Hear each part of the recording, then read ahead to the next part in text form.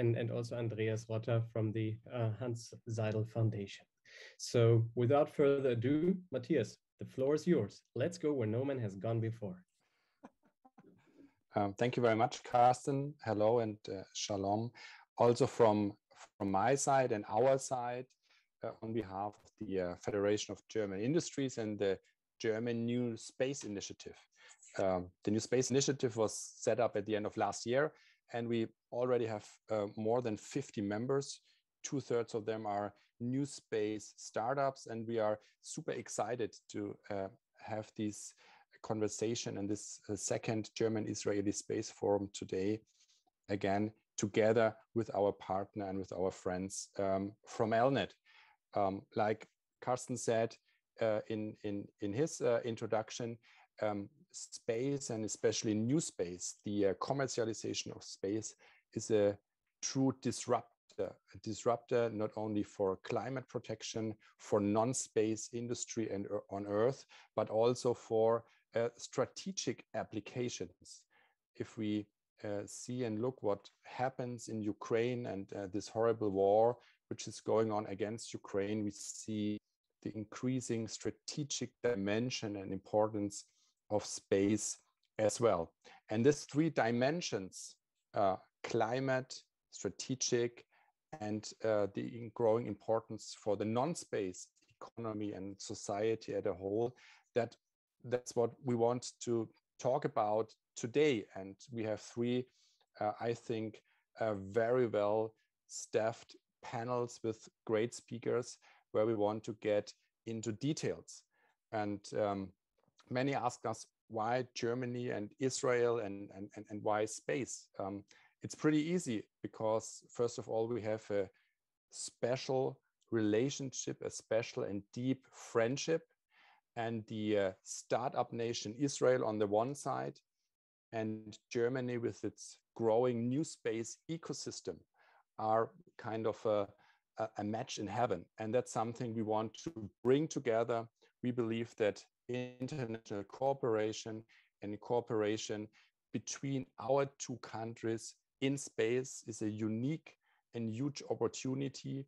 And that's something we want to drive and move forward. And we are very excited and curious about the exchange today. And we want to see more joint projects, more cooperation between Israeli and German companies. And it's now my honor to welcome a special guest, the German Aerospace coordinator, the coordinator of the German government, Anna Christmann. She is with us, and we are super happy that she found the time to join us here. And she is, I wouldn't say new in this position. I already have the feeling she is doing it for years now, but she officially started in January, and she is a NewSpace enthusiast. And we are really happy to have her here. And without further ado, Anna Christmann, the floor is yours. Thank you very much for being with us. Yeah, thank you so much. I'm very happy to be here with you, dear Carsten Owens, dear Matthias Wachter, and dear Hilla Haddad Chemlnik, if you are already here with us. We hope so, because we are here to meet between our two nations, Israel and Germany. And of course, I'm very happy to be part of this conversation and to strengthen cooperations between our two countries in the sector of space. And in fact, although I'm new in my position and just started, as Matthias Wachter said, this January, it's already the second time I'm part of this format. So I'm very happy to be here again and to see that it is already kind of a tradition, and the dialogue is going on. And I think that's a very good thing between our two countries, because I think we have lots of common in as a way how we see innovation and how we see commercialization in the sector of space, and the chances that there are with like the new opportunities with NewSpace, but also with cooperations between maybe more the so-called traditional actors and the new ones, and bring them together, and bring them also together between Israel and Germany. And I think the format is very interesting today.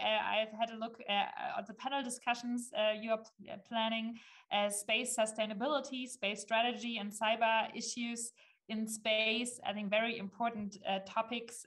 So I wish you all very, very interesting and deep debate this afternoon. Although I won't be able to stay for the whole setup, because today we have also plenary sessions in the Bundestag, and I have to be there too. But I'm very happy and delighted to be here in the beginning and be part of this event today. So I think it will be a great opportunity to bring together players from both sides to share ideas, find synergies, and start cooperating in their attempts to transform the space sector from our two countries.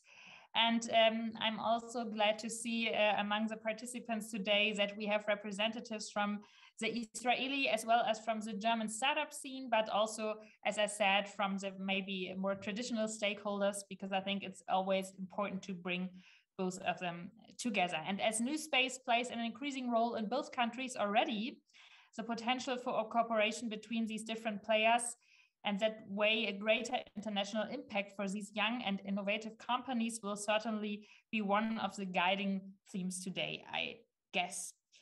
And I would like to take the chance to talk a little bit about our cooperations between Israel and Germany we already have in space. We are not starting from scratch, but there are already important projects going on. And among current cooperation is the exciting MARE project between the DLR and the Israel Space Agency, and STEMRAD, where exposure and protection of astronauts against radiation in space will be studied on the first flight of the Artemis mission in hopefully summer this year. I'm sure you all follow very closely the progress of the Artemis mission, and I think it's very exciting that we have there these two prototypes like of human beings going with it, and to see how orbit like affects them on this mission. Also, we hope to see cooperation on the Bereshit 2 mission that the Israel Space Agency is planning in the coming years. The field of opportunities for common project is wide, you can see, and manifold. And I hope that this forum today will be a contribution to talk about further common projects. Because we have, I think in Germany, in the NewSpace sector, many things we can bring in, and NewSpace has been emerging in Israel as well as in Germany as we speak. Through its new approach, it will enable more people and wider economic sectors than ever before to benefit from space technologies and services. And of course, you all know the BDI study, Matthias Wachter also had supported, that we can see that we have a thriving new space sector in Germany with more than 125 companies. A third of those companies was founded less than 5 years ago, so you can see how dynamic the sector is. And more than 75% of these companies now report growing sales and projects with partners from other sectors, such as mobility, health, and the agriculture sector.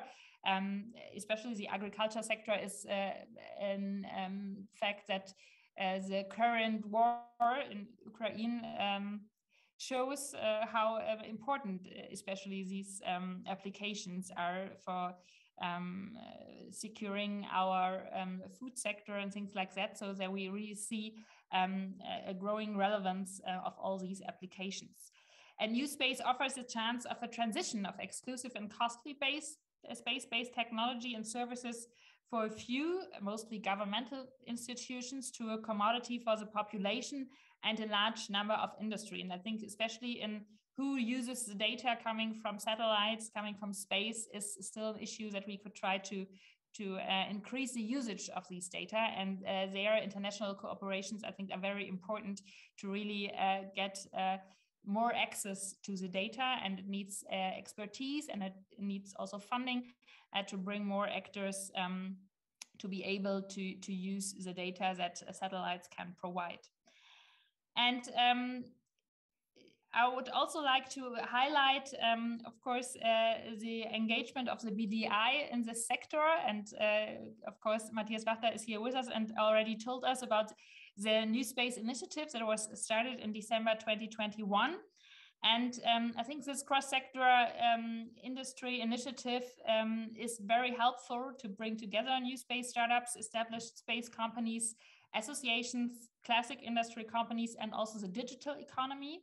As I said, especially because the usage of data is also so important. And above all, the initiative intends to represent the interests of the participating companies and organizations and politically advocate for a strengthening of new space in Germany. In addition, the digital and sustainable transformation of the German economy is to be actively promoted through space applications. This is in fact a priority of the German government, that we kind of try to use really the chances space gives us to solve our challenges we have, especially with the climate crisis. And more than 30 companies and associations have joined as founding members of the BDI-Initiative, and I think that is also a topic for this initiative. Some of the working groups of the initiative highlight the relevance of the Germany's existing InnoSpace networks, space to motion, space to agriculture, and space to health, which aim at translating space innovations to other industries and vice versa. So a significant number of the founding members of the BDI NewSpace initiative are also members of the InnoSpace network that we support from the DLR, and I think that is also a very important part of the German NewSpace community that we try to support with these InnoSpace networks. And there are therefore natural intersections between these two initiatives from BDI and from our InnoSpace networks, which should be exploited and expanded from our perspective, and who could also be a starting point, of course, for more collaboration also on an international level. And above all, the content-related work in the InnoSpace networks can be therefore excellently complemented by the political representation of interests of the NewSpace initiative. So let me tell you also some more details about these national InnoSpace networks in Germany, because I think it might be of interest for the community who's here today, because space, of course, creates innovations that can be used on Earth and in everyday life. And through information, communication, and cooperation, cutting-edge technology from space travels to other sectors of the economy and acts as a catalyst there to make products, processes, and services more efficient and sustainable. So space technologies and services have the potential to make a significant contribution to solving today's social, economic, and ecological challenges, as I mentioned before. And for this reason, the German Space Agency at the DLR designed its initiatives to promote innovation, cross-sector technology transfer, and commercialization. And it launched together with the BMWK, our Ministry for Economics and Climate Action. I think it's very important for us to bring these two things together, economics and climate action. And we started in 2013, this InnoSpace initiative. And it creates incentives and platforms for technology and knowledge transfer between space and other economic sectors, spin-offs and spin-ins. And the focus is also on supporting the new space economy and the commercialization of space technology and services. So it is aimed at companies, universities, research institutions, ministries and authorities, industry association and clusters, as well as politicians and multipliers. And maybe especially a word to also about spin-offs from the research sector to startups. That is something that is also very important for our startup strategy that we are working right now on, where we have also a focus about how we can support even stronger young entrepreneurs that are still in university to start their entrepreneurial start their startup And I think there's a lot of more we can do to make it easier and not to make it too complex, too difficult with high license fees or other things that sometimes occur when you want to do a spin-off from university. So that is also something we want to make easier. So consequently, 3 InnoSpace networks have been established since 2018 in order to promote technology and knowledge transfer in the fields of mobility, agriculture, and health. The 3 I mentioned before, and I think they are a good starting point for cooperation. The state-supported classical space industry needs to be complemented by more commercialization and NewSpace. That is, I think, something we all see together here. And the basis for NewSpace is the use of high technologies, access to private capital funds, and convergence with the IT sector. In the process, the importance of the space sector for other economic sectors is steadily increasing. So coming to an end, I'd like to highlight that the way we enable space today makes it obvious that we are also dependent on spin-ins from other industries, those industries that have long been on purely commercial pillars. And the industry of health, agriculture, and mobility, and the need for cost reduction, standardization, and sustainable development are important drivers of NewSpace. And I would like to thank all participants as well as followers, and I wish you all the best for pursuing innovative NewSpace project ideas in Israel and in Germany. And I look really forward in my new role as a coordinator from the German side to really intensify the relationship also together with Israel and to find new common projects and also ways how we can really strengthen the NewSpace spirit between our countries, but also in on a global level, and for us definitely also on the European level. I think it's good if we make some progress in this direction, and I will be happy to be part of this joint aim for a more NewSpace spirit in space, together with all actors that are relevant, the startups as well as the bigger players, and I think we are on a good way there. Thank you so much, and all the best for the event today. Toda rabba. Thank you very much. Vielen Dank, Dr. Anna Christmann, for this inspiring keynote, and also these encouraging words, in particular for startups who joined us today for the second German-Israeli Space Forum, and also for the upcoming next generation of young entrepreneurs. I think it's a smart move. You just elaborated on that the government wants to encourage and support the next generation of space entrepreneurs and to realize more benefits in the commercialization of space and related technologies. Everyone, again, thank you very much for joining. We also, on the Ginzo Matchmaker, have a dedicated group if you would like to chat also with other participants and afterwards stay in touch with the community of this German-Israeli Space Forum. Please use the Matchmaker of Ginzo to stay connected. We'll put the link in the chat in a minute, and you will also receive it later on afterwards via email. Without further ado, I'd like to give the floor to our second keynote speaker, who comes from Israel. Hilla Haddad Chemlnik is Director General at the Israeli Ministry of Innovation, Science and Technology since October 2021. So also, like Dr. Anna Christmann, new in office, but not new to the field. Among other academic degrees, she actually holds a space and an aeronautical engineering degree from the renowned Technion in Israel, and has more than a decade of management experience within the military and the public administration. Hilla, it's our pleasure having you, and without further ado, the floor is yours.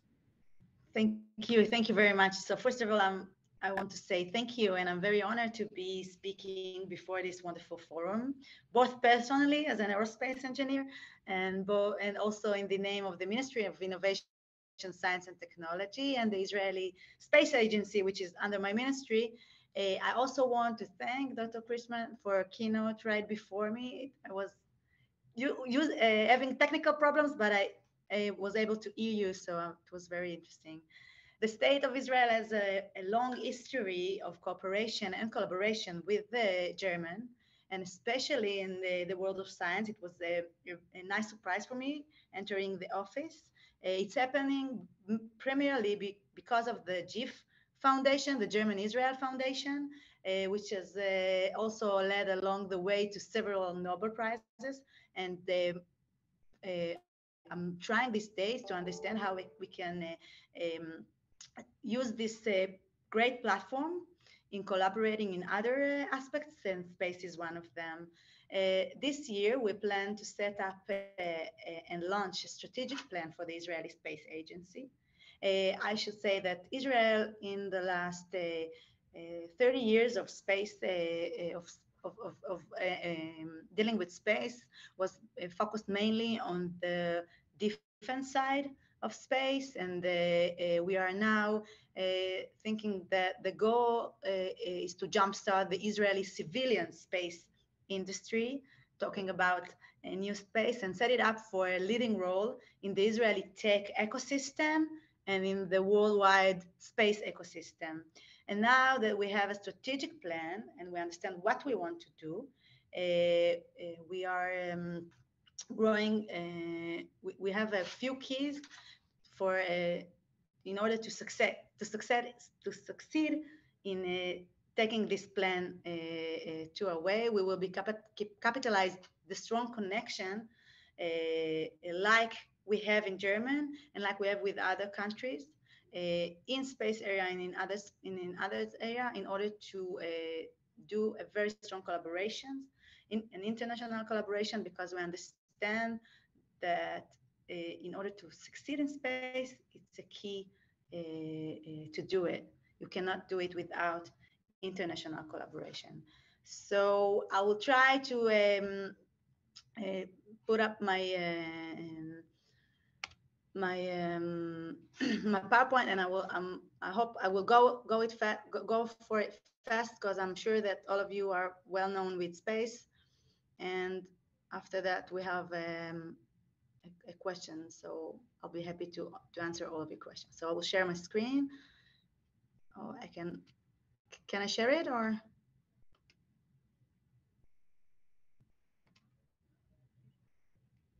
Okay, so let's do that.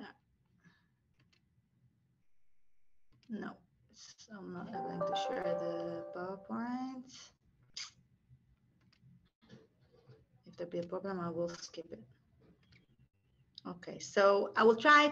I will skip the. It's not working, so it will be. I will do it without it. I will try to tell you. As I said, Israel is already have more than 30 years of dealing with space. We have an Israeli satellites. We are launching it by ourselves. And the main point that Israel is the only country which launching satellites to the east instead of the west, to the west instead of the east, because we have our neighborhood here. So we have a lot of abilities that are now becoming very, very important, talking about NewSpace. Because if NewSpace is about small satellites, very cheap satellites, you know, in regard other satellites around the world, we are very good at it, and we have a lot of assets that we are now working hard to take it out of the defense ecosystem into the civil ecosystem, because we want the civil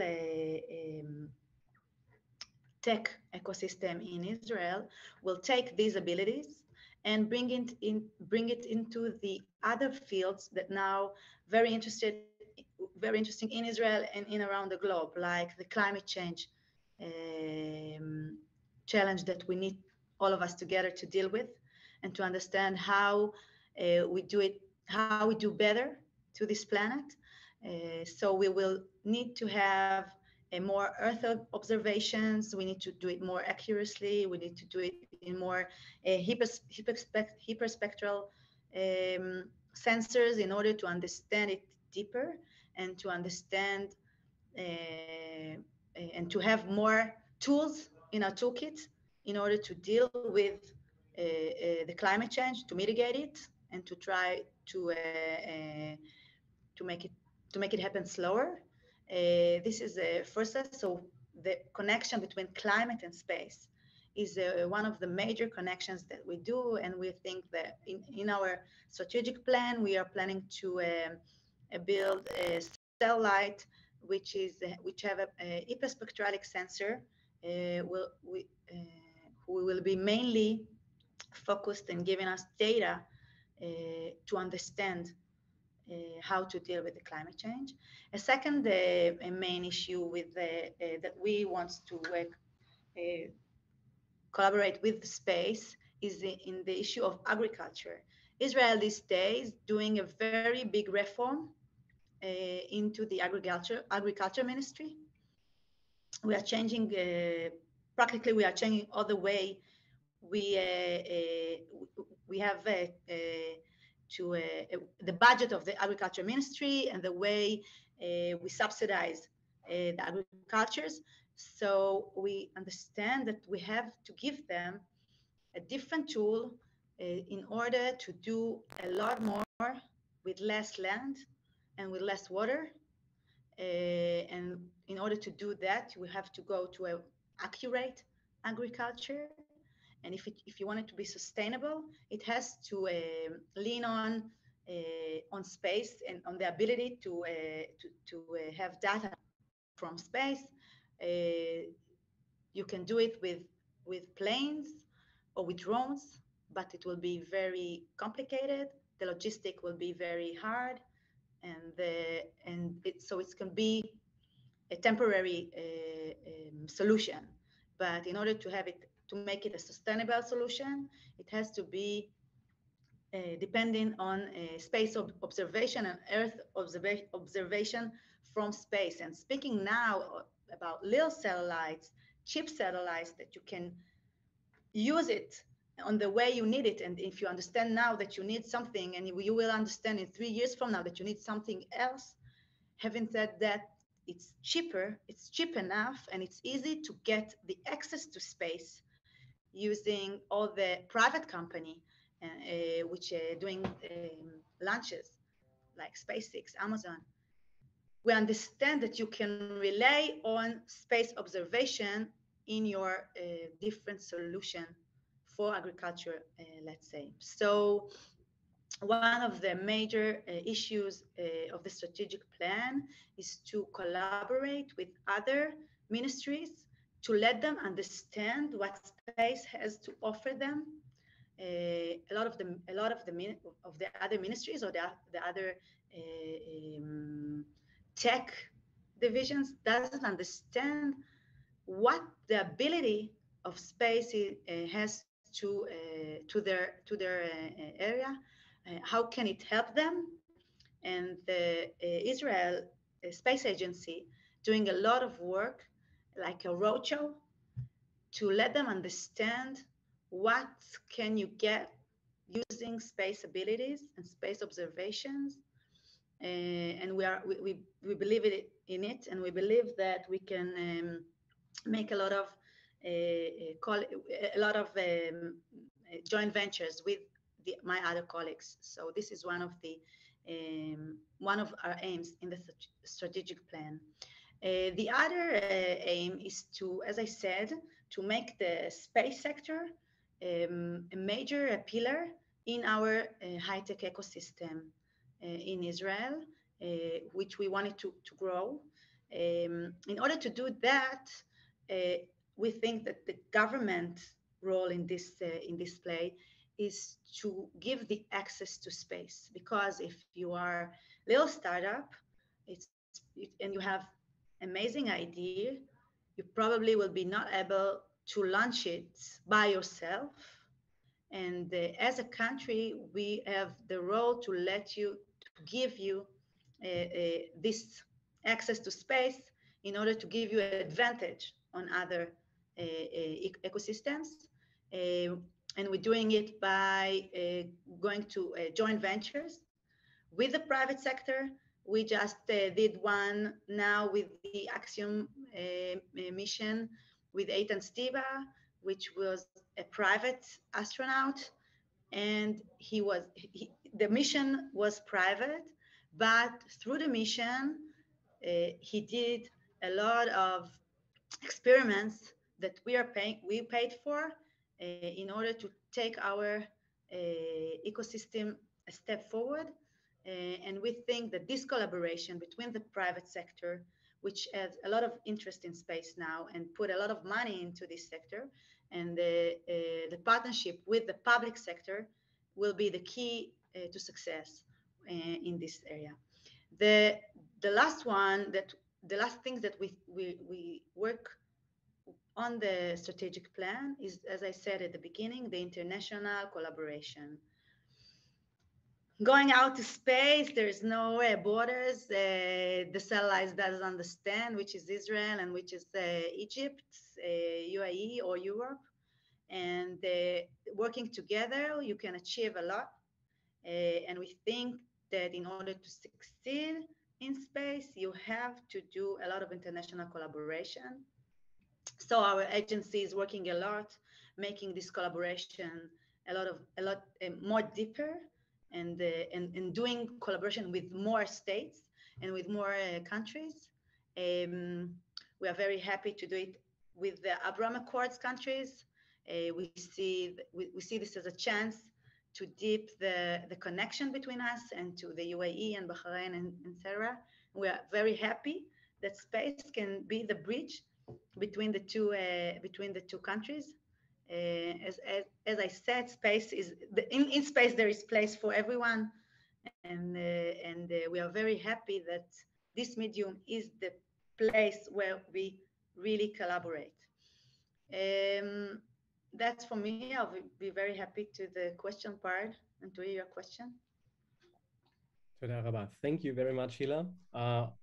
Without any coordination, I think, between you and Dr. Anna Christmann, nonetheless, both of you touched upon exactly the same potentials for space about combating climate change, about improving agriculture, and obviously many other potentials we have there. And maybe we can stay with this for a second. And I just also opened the Q&A session and ask everyone who's listening and watching our Space Forum today, please feel free to also add a question in the chat that we can pick up here right away. Otherwise, Matthias and I will do the job in between. So maybe, Hilla, staying with you for a second, you mentioned the Abraham Accord countries. So as we all know, Israel, over the last almost 2 years now, 1.5 up to 2 years, has signed 4 major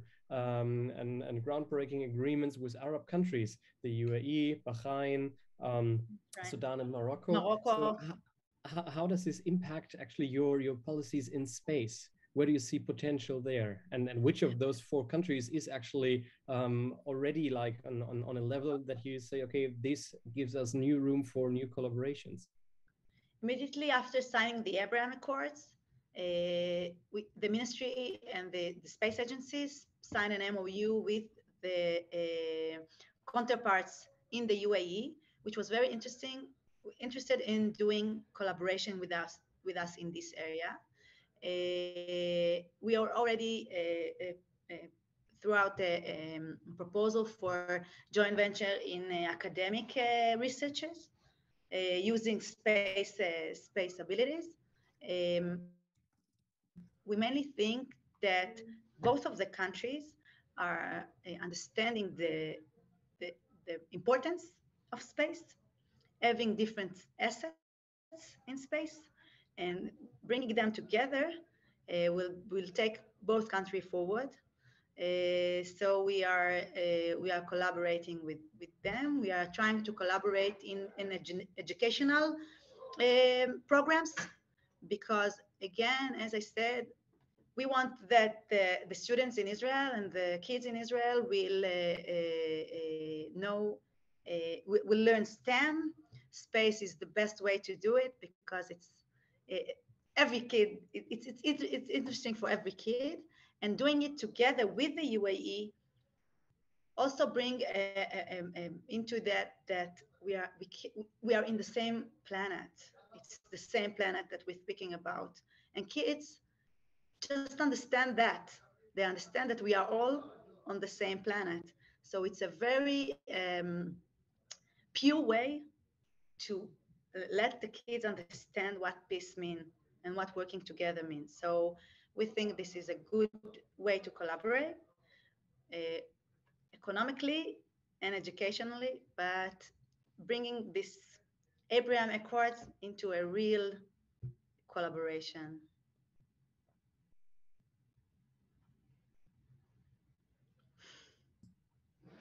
Matthias, you want to take it from here?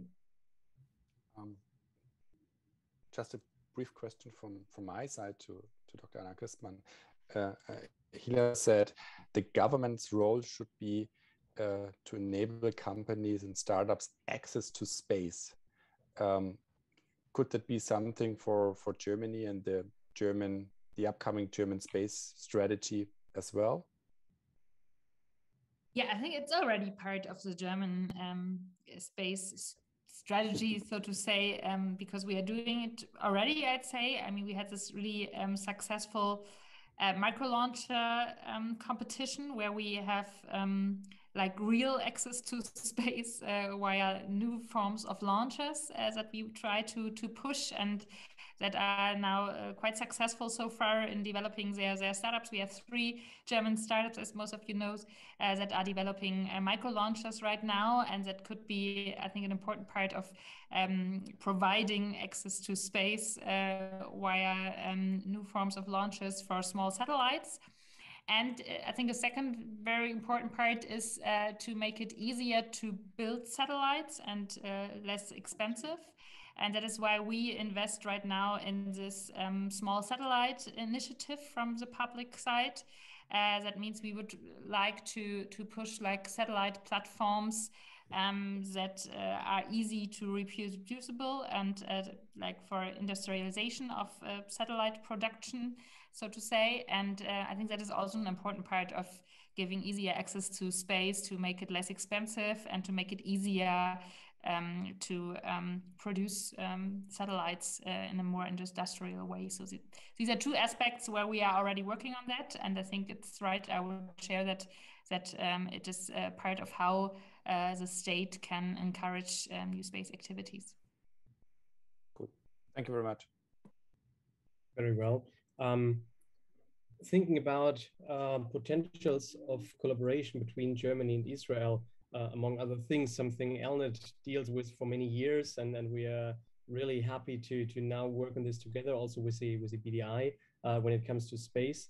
Last year, I remember, and I'm not sure if it was on the panel you attended, Dr. Christmann, or if it was the other panel, but there was this idea of actually creating a joint program, a German-Israeli satellite, and it builds very much, or the other way around, on what you said earlier, Dr. Christmann, as you questioned, okay, who can actually use the data we get from space for research, for development of new programs? So how about this idea, Germany and Israel building or actually working on a joint satellite program for a research satellite, which data could then be used for universities or other institutions, maybe in collaboration with GIF that you mentioned earlier, Hilla.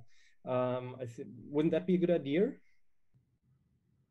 I think it's a great one from my side. Of course, and I mean, maybe I just realized that we are similar also in our plannings around hyperspectral satellites, because I mean we just have the start of our hyperspectral climate satellite NMAP in April, so it has already launched and started its work in the orbit. You are planning a similar project, as I realized, so I think there are many issues and projects that would be in both of our interests. And of course, it's always good to find projects where you can collaborate. I learned that in the public sector, you should use what's already working. The GIF is a good foundation to collaborating between these two countries. It's a strong collaboration. These days, I think I will be in Berlin in June or July. In order you change your members there also, and we are about to speak of how we see the GIF future. And I think this should be one of the aspects of how we use this system to do more collaboration. Space can probably be one of them, and other areas of science. But I think, as I said, that any international collaboration in space is more than welcome. There is always things to do together regarding space, because Israel is such a small dot in the map. So almost every satellite that we have will have a lot of data, not just on Israel, and the minority will be from Israel. So we are more than welcome any idea of collaboration. Wonderful. Thank you so much, both of you. I'll make sure that also the GIF, which is for those of you who are not familiar with the organization, is the German-Israeli Foundation for Scientific Research and Development, that Eric Zimmerman will hear about this idea. We meet frequently and collaborate on several issues. So I'll make sure that we will follow up on this. I think it's quite inspiring and exciting to really work on this program. Matthias. Thank you very much, Carsten. I think looking at the time, it's time to jump to our first panel. And I would like to once again, on behalf of ELNET and the German NewSpace Initiative, say thank you to Hilla and Dr. Anna Christmann. It was a great honor having both of you here and having the opportunity to talk about innovation, cooperation, new space. And I think, of course, it has a strategic dimension, it has a business dimension, but it also has a personal dimension. And what we would like to see is young people from Israel and Germany working together, thriving for a joint goal. And I think that would really something that would excite people, excite our countries. And so we would like to see more cooperation on the private sector side, but also on the government side.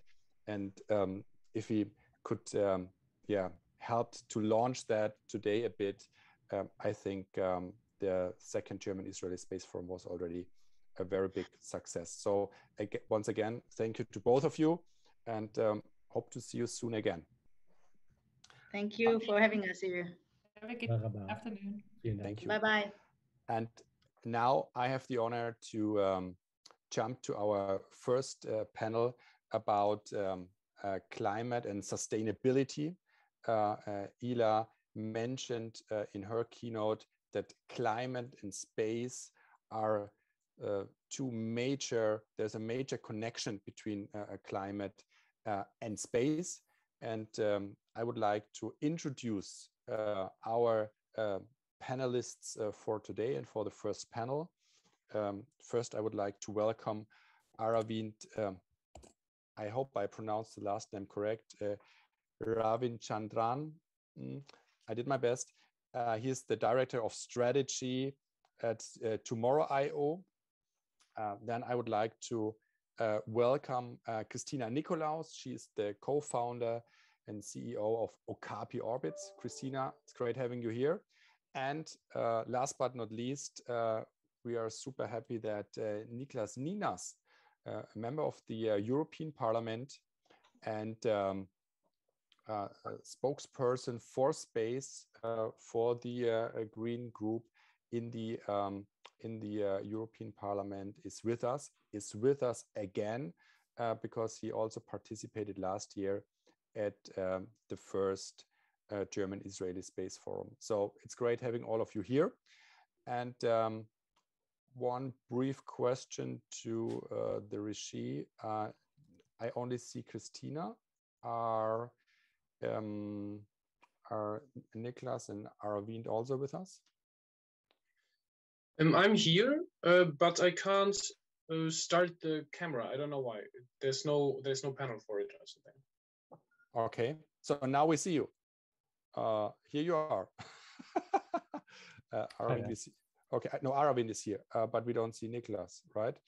Can we anyhow help you, Niklas, to make you visible? I think the regie has to make me introduce me or give me the right to send my video. There we go. Okay. Okay.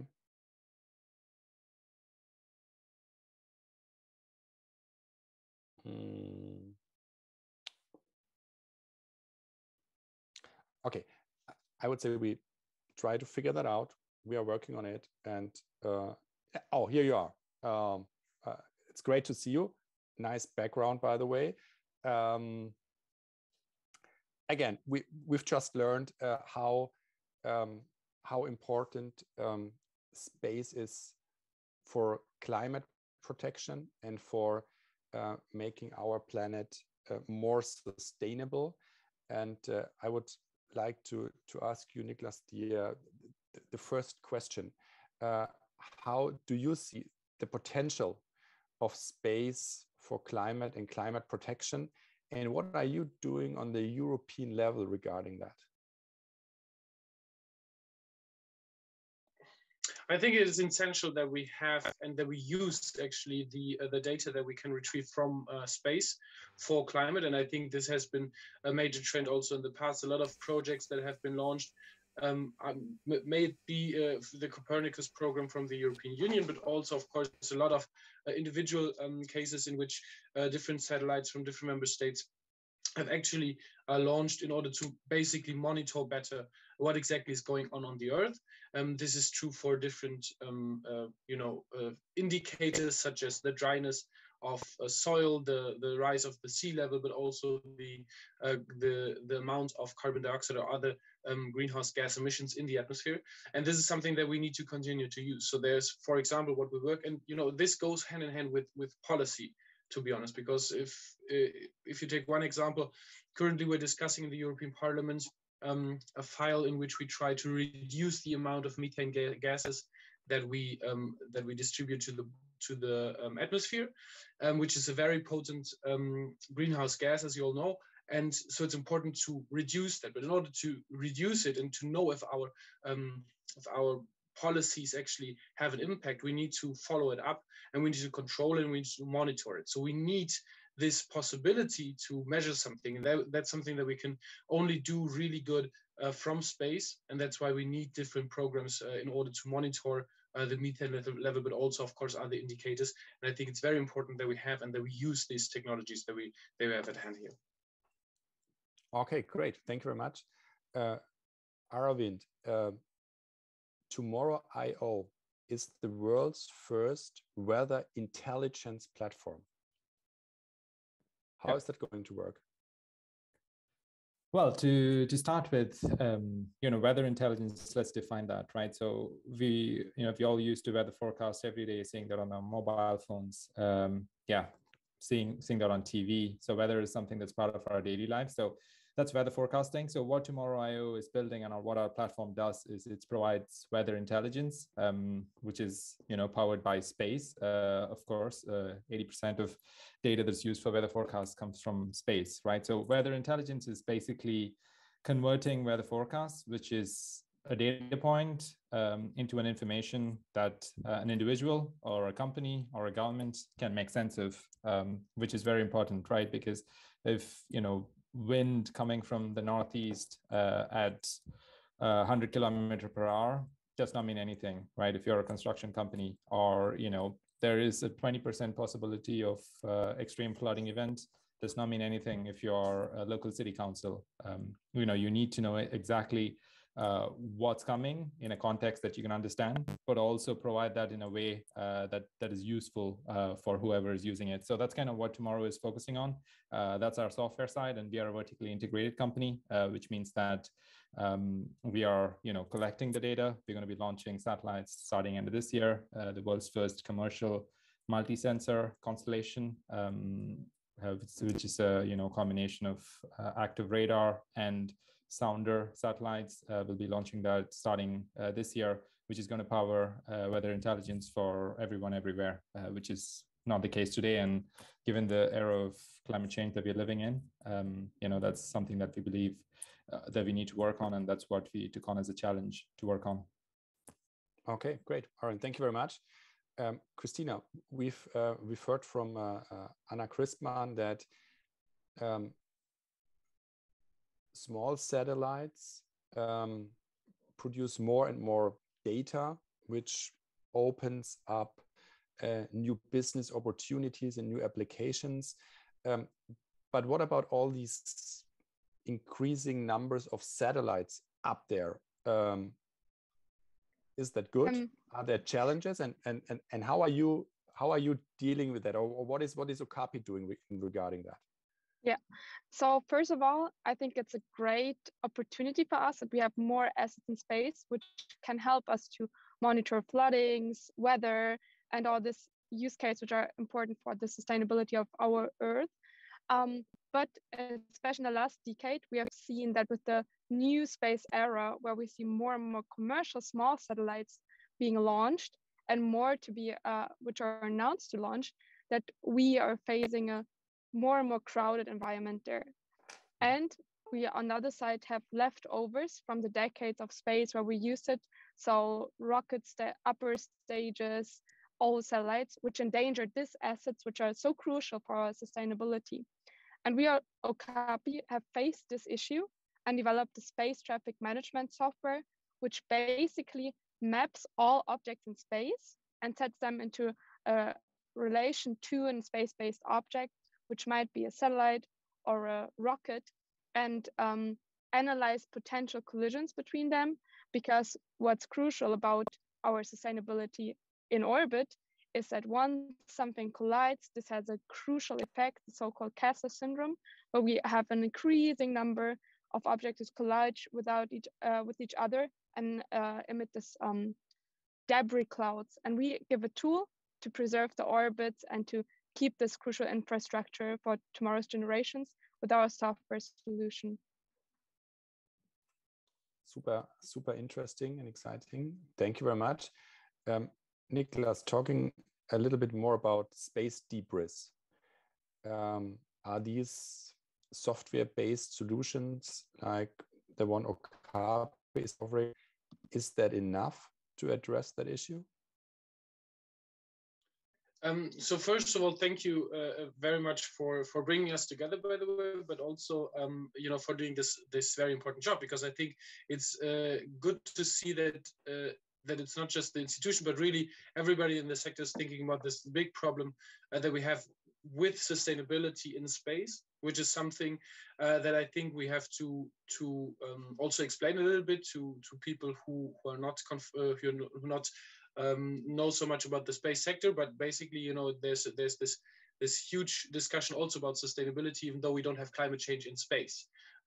But we have a bigger problem with all this debris, and I think it's good that there's already private proposals to monitor the or have a space traffic management there. But I think this can only be an additional offer, and I think we need to see that this is a task that is necessary to be overdone by basically everybody. I think it is a necessity to do on the world stage, to be very honest, because if we do not get this under control, and if we don't solve the problem of too much space debris, we will lose access to space for the whole world. So I think it's a problem to solve by the whole world. But the one part is the space traffic management. The other, even more difficult part, of course, is the removal of the debris, and that's something that definitely the world community should work on. We're now at the moment talking in the European Union about having our own space traffic management. That's at least something that the Commission proposed, or at least said that it's needed to have, and we will now reply to that with a plenary resolution that we will vote on in the next Strasbourg sessions in the end of June, or in the middle of June. In that we say that it is necessary that we use all the possibilities to have this space traffic management. And I think projects from the private side are most welcome to also have a very crucial role in this, to have additional information. The more information we have, I think, the safer we are all in space. Do we also need more regulation? Regulation? Sorry, did you recommendation? Yeah, regulation. Do we need more regulation? Yeah, absolutely. That's a good. Thank you for asking exactly that question. That's the second part that I was included, especially from our side, into this resolution, actually, to ask for a legislative framework on the European level, because I think that the one part is, reducing the amount that we have of debris in space, but the other one is also reducing the amount that we send up and make sure that it comes back. And if it comes back, and that's another sustainability aspect, make sure that all the products that has been used and that then are being brought back into the atmosphere, that they're not dangerous, but or also resulting in resource loss on the Earth, because we cannot retrieve them. And those points, I think, is something that the European Union could really start to standardize. That's something that we want to do also in the Secure Connectivity Initiative, to standardize exactly what should be shot up. And this could be also for the industry very interesting, to have a line of very high standards and sustainability questions that then we will use to standardize for the international level, where I think it's in general needed, and there maybe the European industry could already be in the upfront and have already worked with these standards that we set in Europe. How realistic is a global framework? That's the big question. Where on the one hand, I have the feeling that this, you can't do it without the Americans, you can't do it without the Chinese, and probably you can't do it without Russia. Russia is already a huge problem at the moment, of course. But the Americans are interesting to look at it, I think, because on the one hand, they're really fighting for the Artemis Accords. On the other hand, they are proposing very good legislation, for example, to stop the shoot down of satellites. And this is, I think, a good direction that it's going, saying in an international situation, we don't want to shoot them down anymore. And we want to build an alliance around this. This will be very hard, and we can support, I think, from the European side.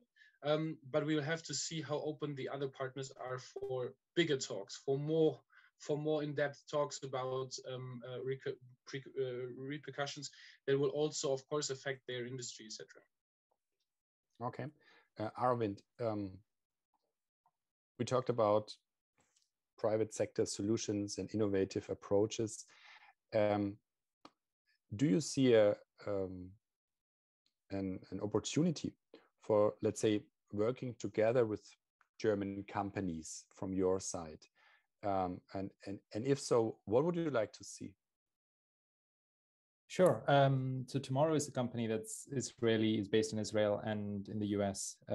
So for us, we're working in weather, which is, a global market. It's not specific to one country or a region. So, it's around the world. So clearly from our standpoint, getting into Europe is a very, very important priority. And obviously with the way the German space industry is evolving, both on, if I want to say on the observation side, as we look at it, which is, for more satellites, or on the other hand, for, improving our models. So on the modeling front, on both fronts, I think there's, a lot of potential.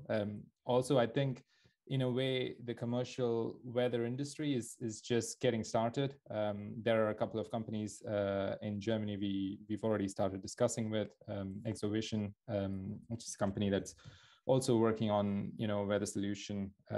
So we've already started discussions with them. So from a German standpoint, I think it's the reality today with respect to climate change. There is a need for more observations, more data. Obviously we saw in Germany last year the impact of climate change with respect to the floods that happened. So there was kind of a reality check, right? So not only for Germany, but also on a global level, it happened in New York.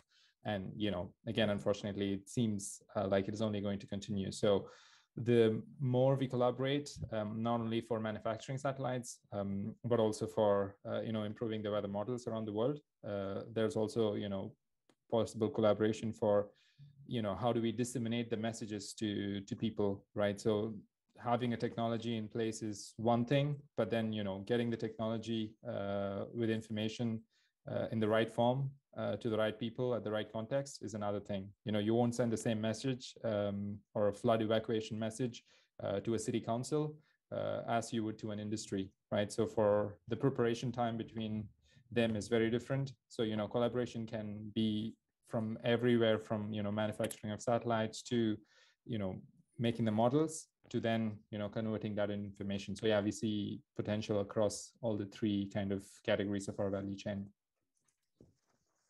Interesting. Thank you very much. Kristina, what are your customers ask you for specifically?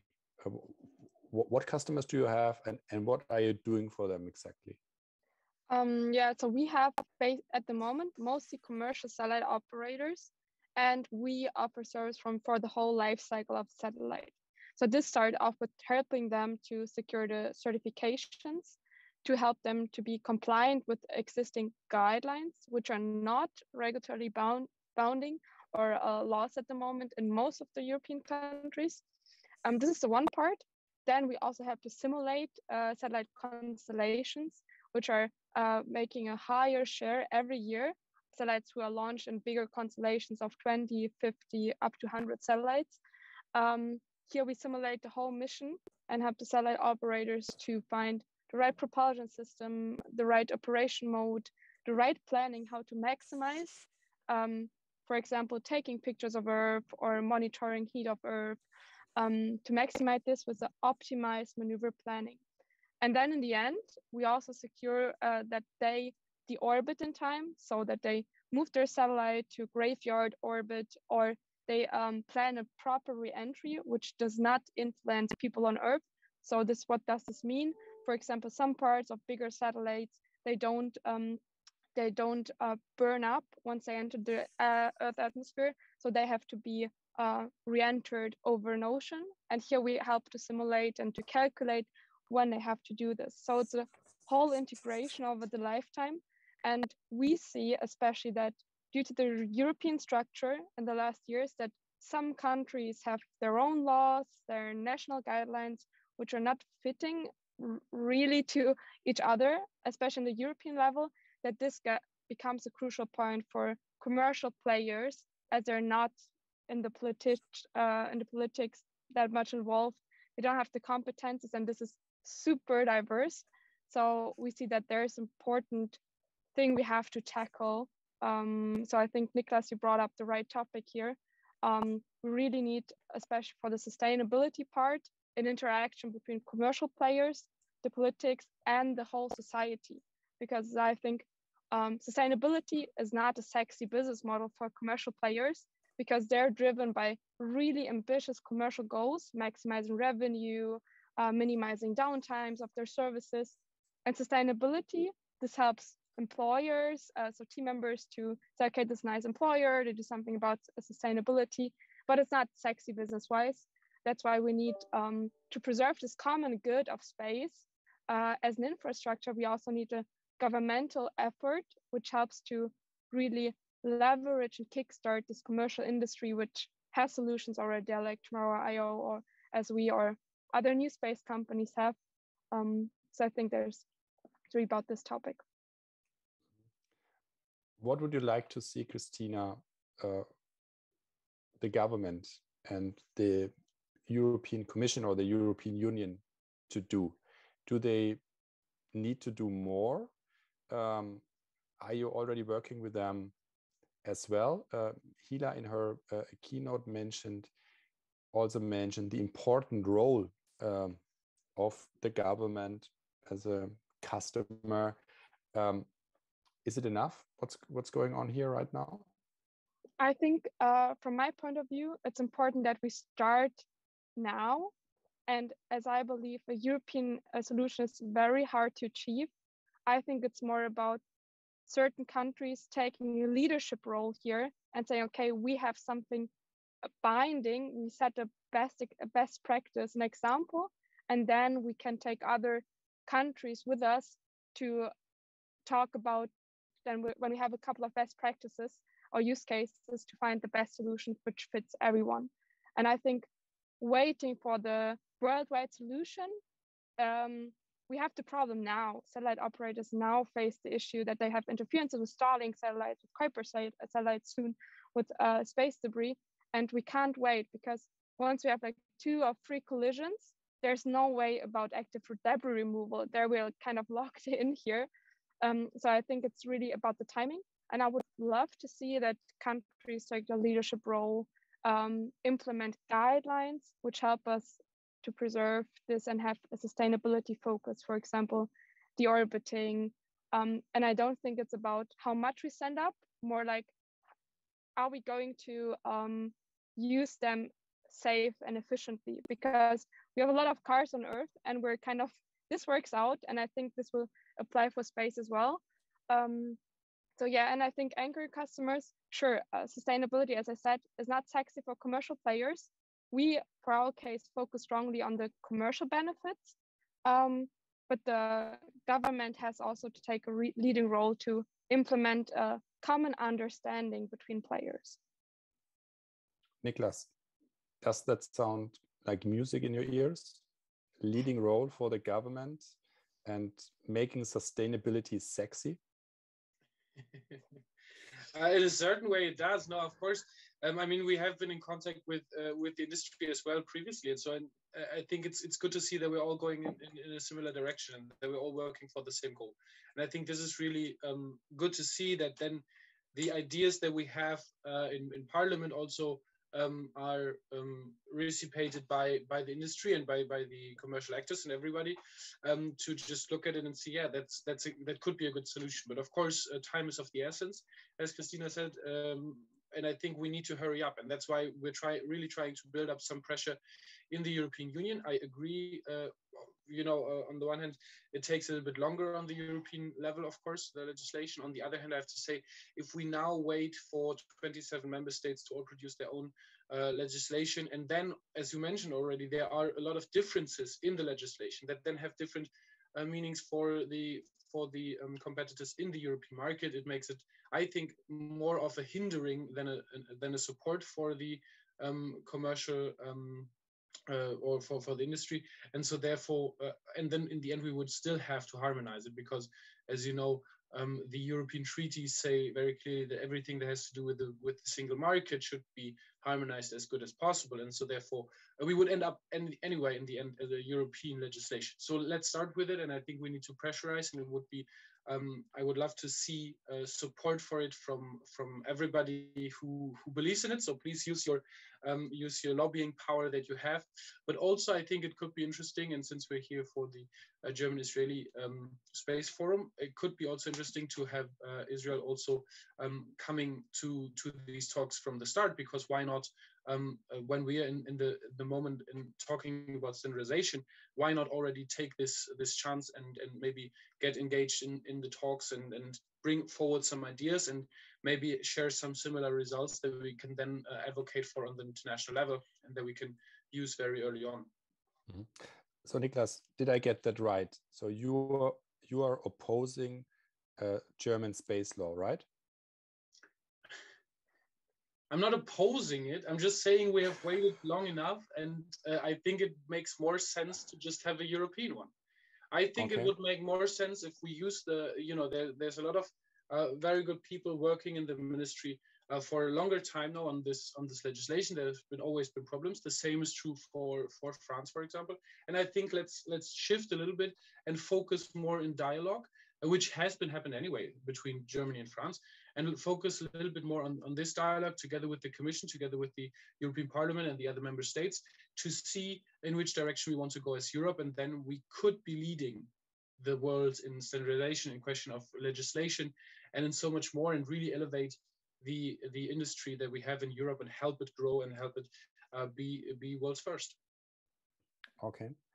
Aravind, following this discussion about legislation and regulation, what is your Israeli perspective and your perspective as a new space startup company in Israel regarding that? Sure.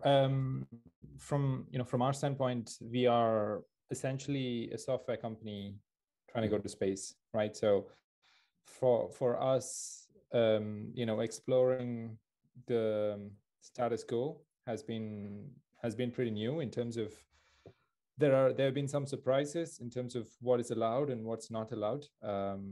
because our space initiative has been around for the last year and a half, and we're getting closer to our first launch. So of course, there have been a few kind of differences in the way how things are in the US and in Israel, because most of our space activity today is in the US. But then when we are looking at it from an Israeli standpoint, there are quite a few things that are possible to do today from launch, how we can launch, what we can launch, and from a deorbit perspective to also from a propellant perspective. There were a lot of kind of learnings for us from a space debris point of view. But of course, for us, the first objective is to get our first satellite up. So, that's been our main focus. But then we are actively looking into, because for us, we are planning to launch a constellation. It's not going to be 1 or 2 satellites, and they're not going to, do the trick in changing weather forecasting around the world. So we are launching a constellation of about 30 satellites, and they're going to be in different orbits, looking at different parts of the world, because we've not had weather satellites looking at all the parts of the world until this point. And it is absolutely critical for us that all our satellites do not have any danger, simply because today half the world does not have access to weather forecasts. And once we are up, let's say they get the weather forecasts ready, and they set up their weather infrastructure within their company, because within their country, because it's not existed. And then suddenly, because of an unfortunate event, because of space debris, we don't want to have that happen, especially in the world that we're living in with climate change. So from a collision avoidance perspective to deorbiting, as well as looking at how we are planning our constellation, all of what exists today has been quite surprising in terms of how free it is, right? Like how easily one can plan. And I think that needs to be changed. That is great from a when we're trying to plan a new constellation, it allows us to be innovative in terms of planning our mission architecture, where our satellites are positioned.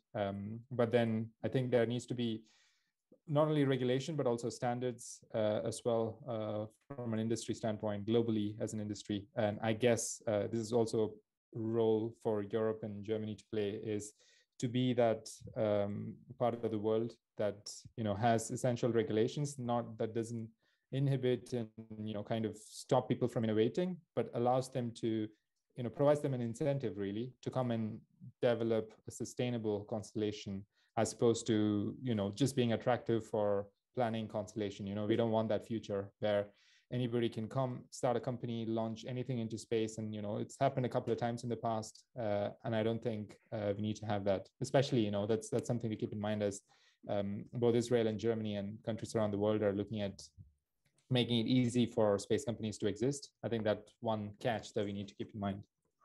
Mm-hmm. Talking about making it easy for companies, where and how do you want to launch your satellites? For our first launch, we've already contracted for the first couple of launches. And then I think the forthcoming launches are going to be dependent on at least 2 things. Well, 3 if you're to include price, which is an obvious inclusion.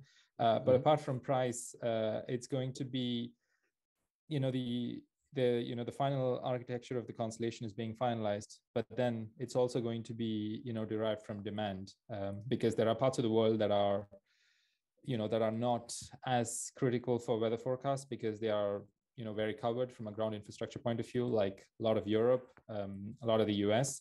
So, if we want to have a lot of mid-latitudes and equatorial regions and tropical regions, then, that would have a different launch requirement in terms of where we can launch from, to then, of course, looking at where ground stations exist today, because, unlike traditional Earth observation, where, there are use cases where it's okay to wait 3 hours, 4 hours to take an image and downlink it.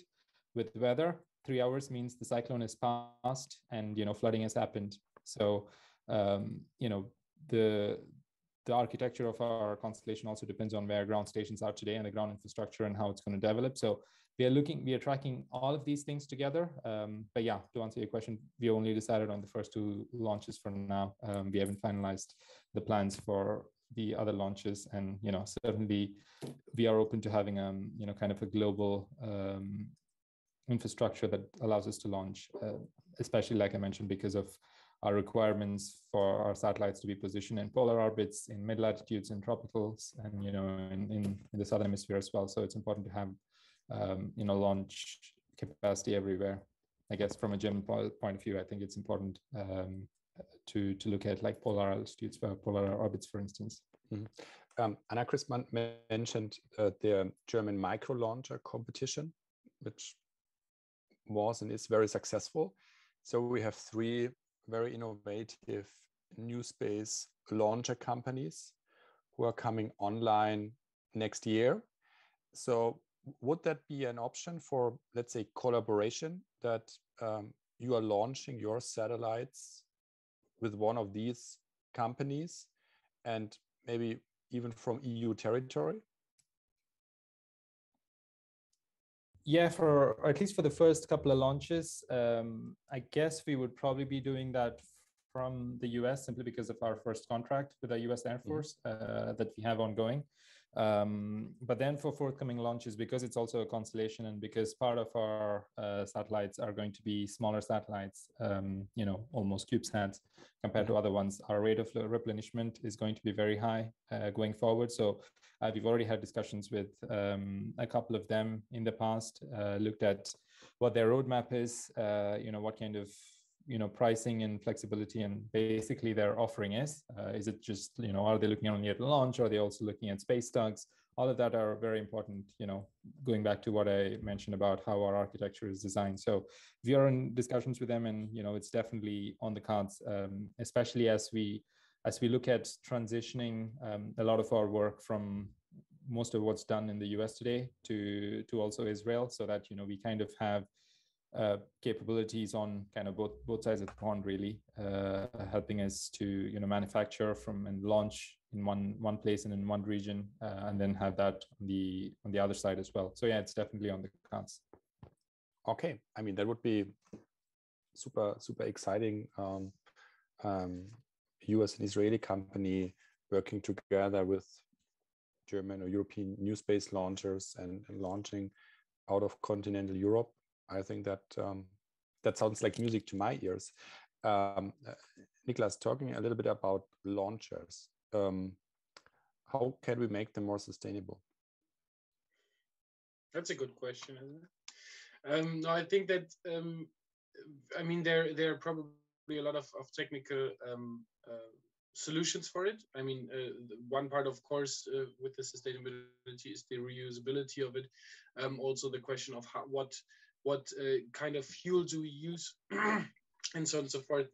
But in general, I think it makes sense if questions like these are not being answered by politicians who envision something, but rather by technicians and producers, because they know how to fix it.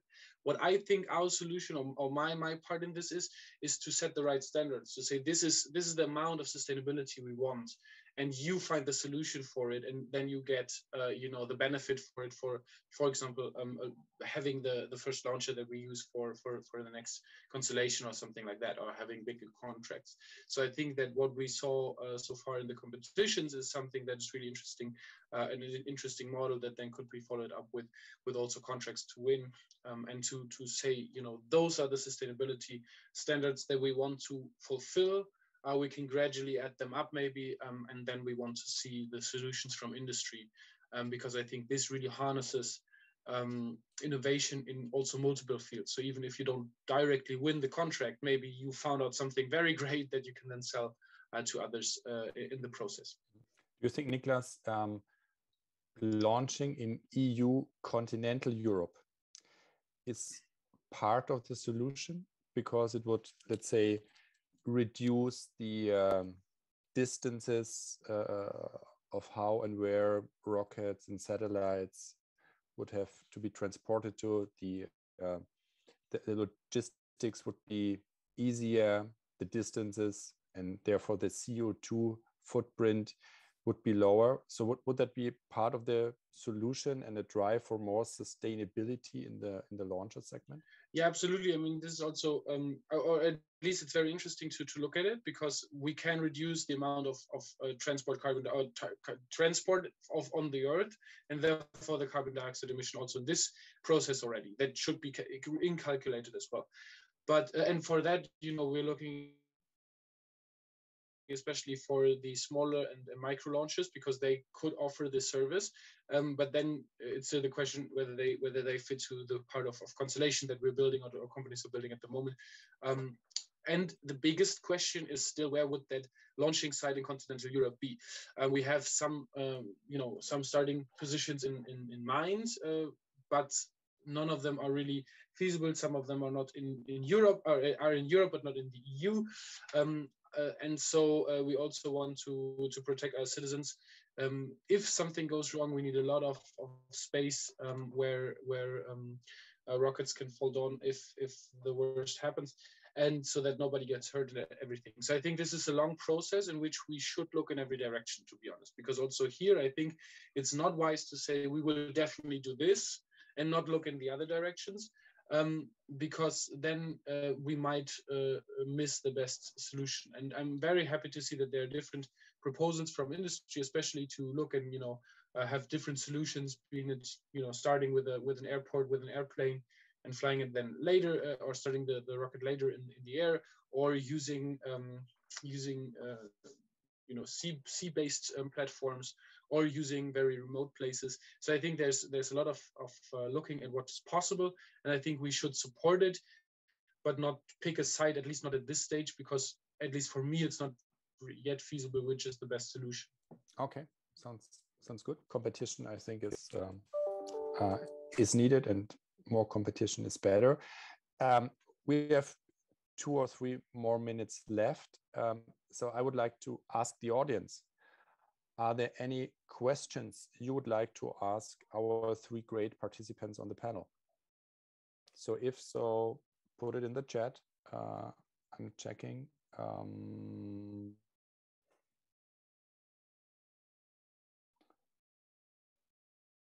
So there is one question: what would be a funding opportunity for the development of German-Israeli satellite? I think that was an older question. So are there any new questions you would like to ask our 3 participants? Or did they answer all potential questions because they are so great? Okay, so I see there is no new question coming up. So one brief question to everyone. If you had a wish list, Aravind, what would be on top of this wish list? Also concerning German-Israeli cooperation. I think the way I would lay it out is starting from, I'm looking at it because, specializing on downstream and Earth observation point of view, I would put it in a way, to start from, a common strategy in terms of common needs coming from both our countries. It can be environmental needs, it can be monitoring needs, it can be communication needs, to build a strategy that, can, instead of starting from upstream, because in the space industry, we are used to starting upstream, then going down, building a satellite, great technology, and then figuring out what the application of that technology is, and perhaps start from the needs of, what is the need coming from, both countries, both policy, looking at where the countries are from an environmental, economic point of view. What would be technology from space that would help both countries prosper, and then look at, developing something that would enable that, as opposed to starting from, technology first, let's demonstrate hyperspectral, or let's demonstrate a lunar rover, which would be a great way. We have done that. And, the other way would also be interesting. That's something that I can think of right now. Alles klar. Thank you. Niklas, what's on your wish list for German-Israeli cooperation? On my wish list, there's to intensify the cooperation, especially in the international field, because I think that this is really needed, that we work together to ensure sustainability in space.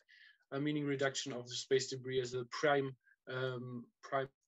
project to do. And I'm hoping that Germany and Israel will use their two possible, their 2 seats in the United Nations, and also in the different other possibilities that they have to lobby for this and work for an international solution on it. Okay, great. Kristina. On my wish list would be to team up Israel and Germany and to become pioneer for sustainability. And with this, I mean maybe develop a known constellation which helps us with sustainability on Earth, and also developing a common understanding of how much sustainability do we want for rockets, for satellites, and to agree on something and move now. That would be my wish. Okay, great. So I think that was a perfect message for finalizing and ending this panel. It's 4:26 in the German capital, so we are almost super sharp on time. And I would like to thank all of you once again for participating and having this exchange. We are looking forward to continue it. And I think sustainability in space is super sexy. And so let's work on that. And once again, thank you very much for participating and contributing. It was a great talk. Thank you very much. Thank you. Bye. You're welcome. Now we are coming to our next part. And again, I have the privilege to introduce our next speakers. It's Nina and Maria from Capital Momentum. You need to switch on your camera because otherwise you are not showing up and we can't spotlight you. So I already see Nina. Is Maria also coming? Yes, sorry. I don't know how to... There's no camera symbol at the bottom, so I don't know. Sorry. I can't see the camera symbol, so I don't know how to switch it on. So if you move the cursor a little bit, then it pops up. There's no symbol. There's only the microphone symbol, but not the camera symbol. Okay, so I don't know why. Maybe I need to... So the camera should be next to the mic symbol. Yeah, but there is no symbol. Okay, so maybe our technical experts can help you. I just continue talking, and we are trying to figure that out at the same time. So hi and welcome, Nina and Maria. It's great that you are with us again. So last year you presented the first German NewSpace industry report, which was super interesting. And maybe one sentence about you and Capital Momentum. You are a Berlin-based research company. Effectively, you are a startup as well. So you are tracking the German NewSpace ecosystem. You are not only tracking it, you are doing much more, and you are also part of it. And you are now we see you, Maria. Great for having you, and you are putting out these unique reports where industry, non-space industry, and government, media, the public learns more about what's going on in the German NewSpace sector. And it's great having you again. And we decided after 1 year, it would be super interesting to get an update what happened in the German NewSpace ecosystem. And here I will leave it up to you. The floor is yours. And once again, thank you very much for being with us again.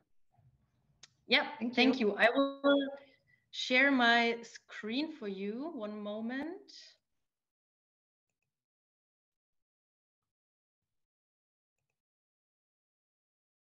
Perfect, we see it. So you see the slides, right? Good. Perfect. Yep. Okay, so yeah, good afternoon. Yeah, sorry. Yeah, good afternoon, everybody. I'm Maria, the co-founder of Capital Momentum, and a few of you will have heard of us already. Thank you for having us again this year. Capital Momentum is an early stage research and market intelligence data analysis startup, and we have started mapping the German NewSpace industry in 2020. And this year, we would like to slightly shift the focus to the private investments in the German NewSpace industry in the year 2021. So this is our little agenda for today. So I will give you an update about the German NewSpace industry. I will show you our ecosystem map. I will say some words about the investment overview and the NewSpace investors. And at the end, I will say something about Capital Momentum and our products and services.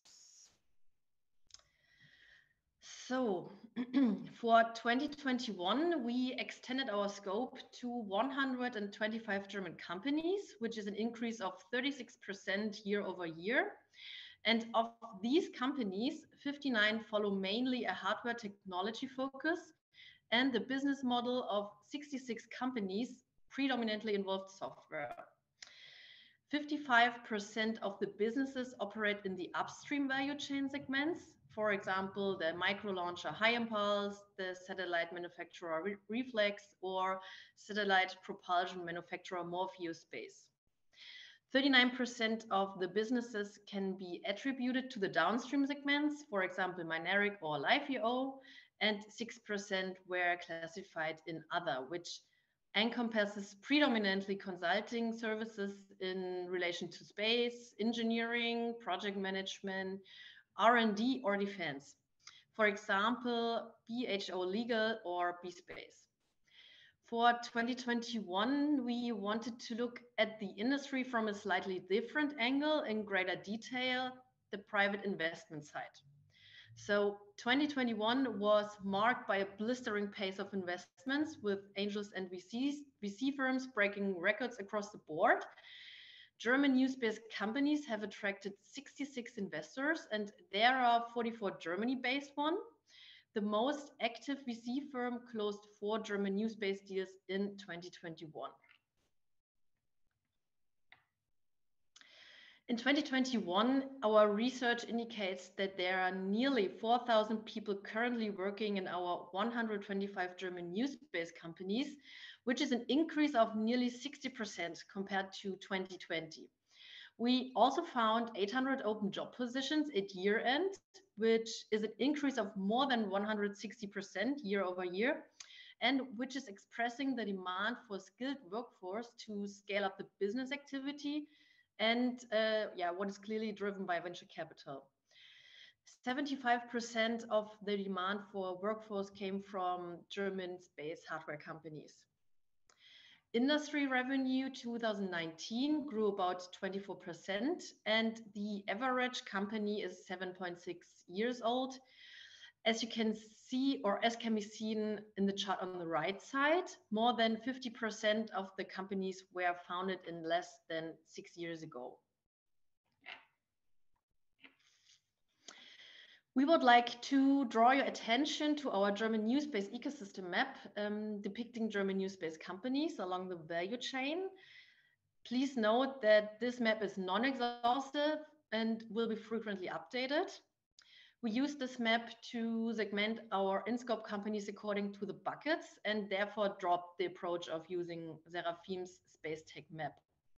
You can download this map in high quality for free by simply scanning the QR code here on the right side, or just visit the shop under capitalmomentum.com/shop.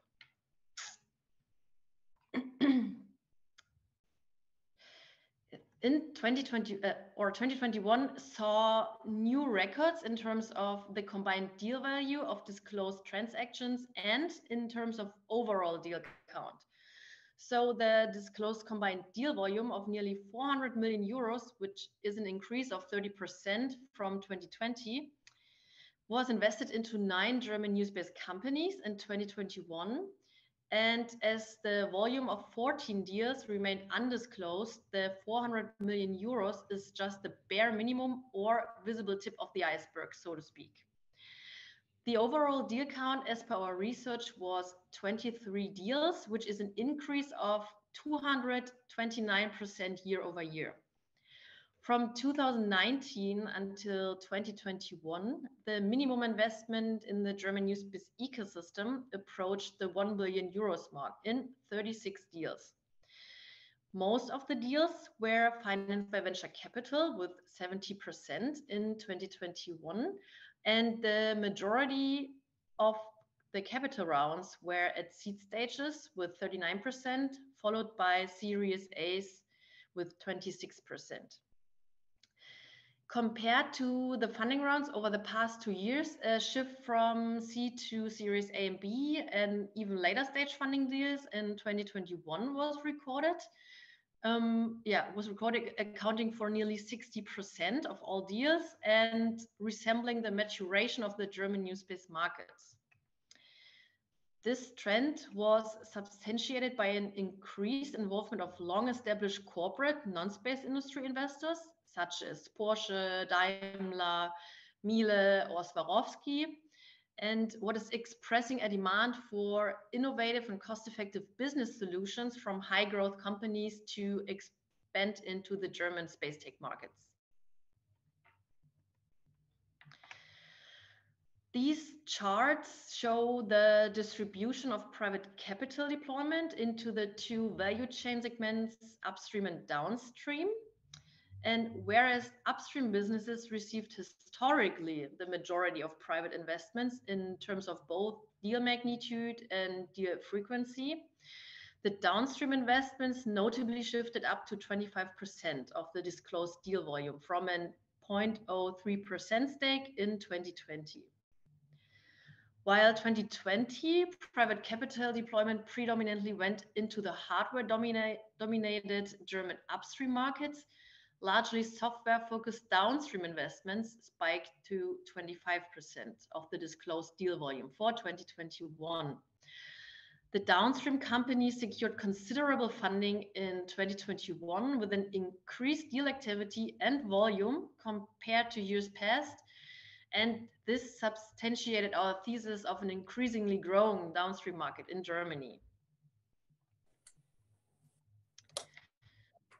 So who is investing in German NewSpace companies? In 2021, 66 unique investors invested in German NewSpace companies, and thereof 44 German-based investors.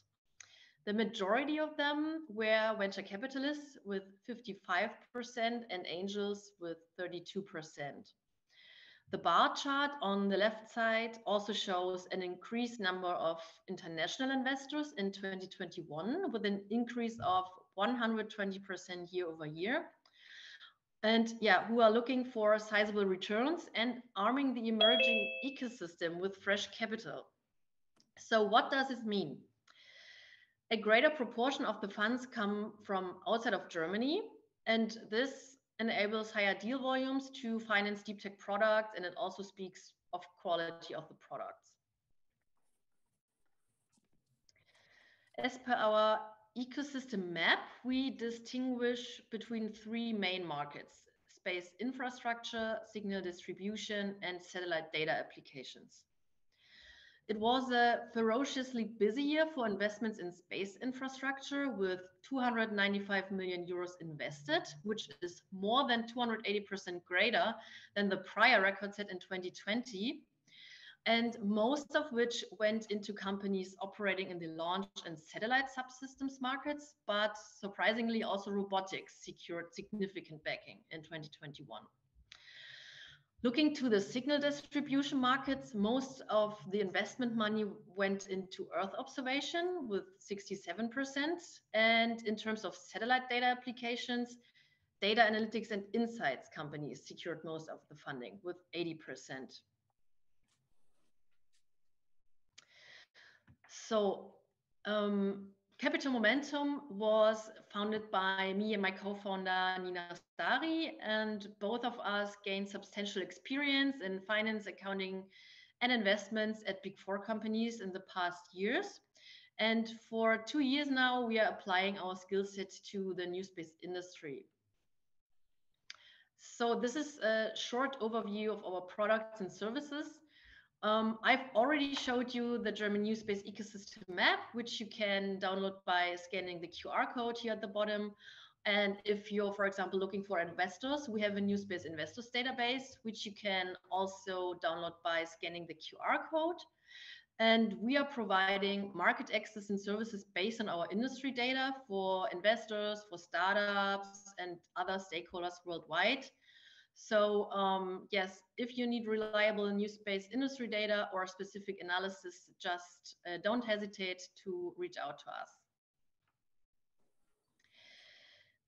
Yeah, all of the results presented today can be found in this investment report here. And if you are curious who led the way and which German NewSpace ventures closed a new funding round in 2021, then I can definitely recommend the NewSpace investment report for 2021.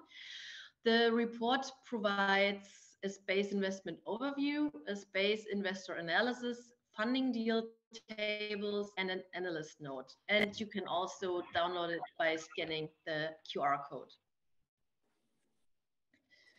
If you want to stay up to date with German NewSpace data, then subscribe to our newsletter and get 10% off on our reports. And if you'd like to follow our recently launched new series, CM Quick Takes, then follow us on LinkedIn and Twitter. This series provides relevant, digestible, and quick content on German NewSpace ventures financials, on private and public German NewSpace markets, as well as business coverage. So thank you for your attention, and in case of questions, then please reach out to us. Thank you very much, Maria and Nina, for giving us this this update about the German NewSpace ecosystem and what's going on.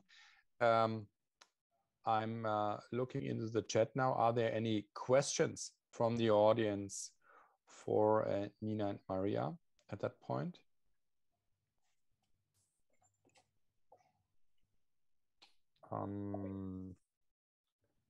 I don't see a new one right now. May I ask you something? You highlighted the increased amount and deal flow in the downstream sector. Would you say that NewSpace Germany is more and more becoming a predominantly downstream business? I can answer that. Well, so as Maria pointed out, historically, all of the funding went into the upstream business models, such as launch and satellite manufacturing. As per our data, for example, last year we had only 0.03% that went into downstream compared to the upstream amount. And this year or last year in 2021, it was 25%. So we do see an increase.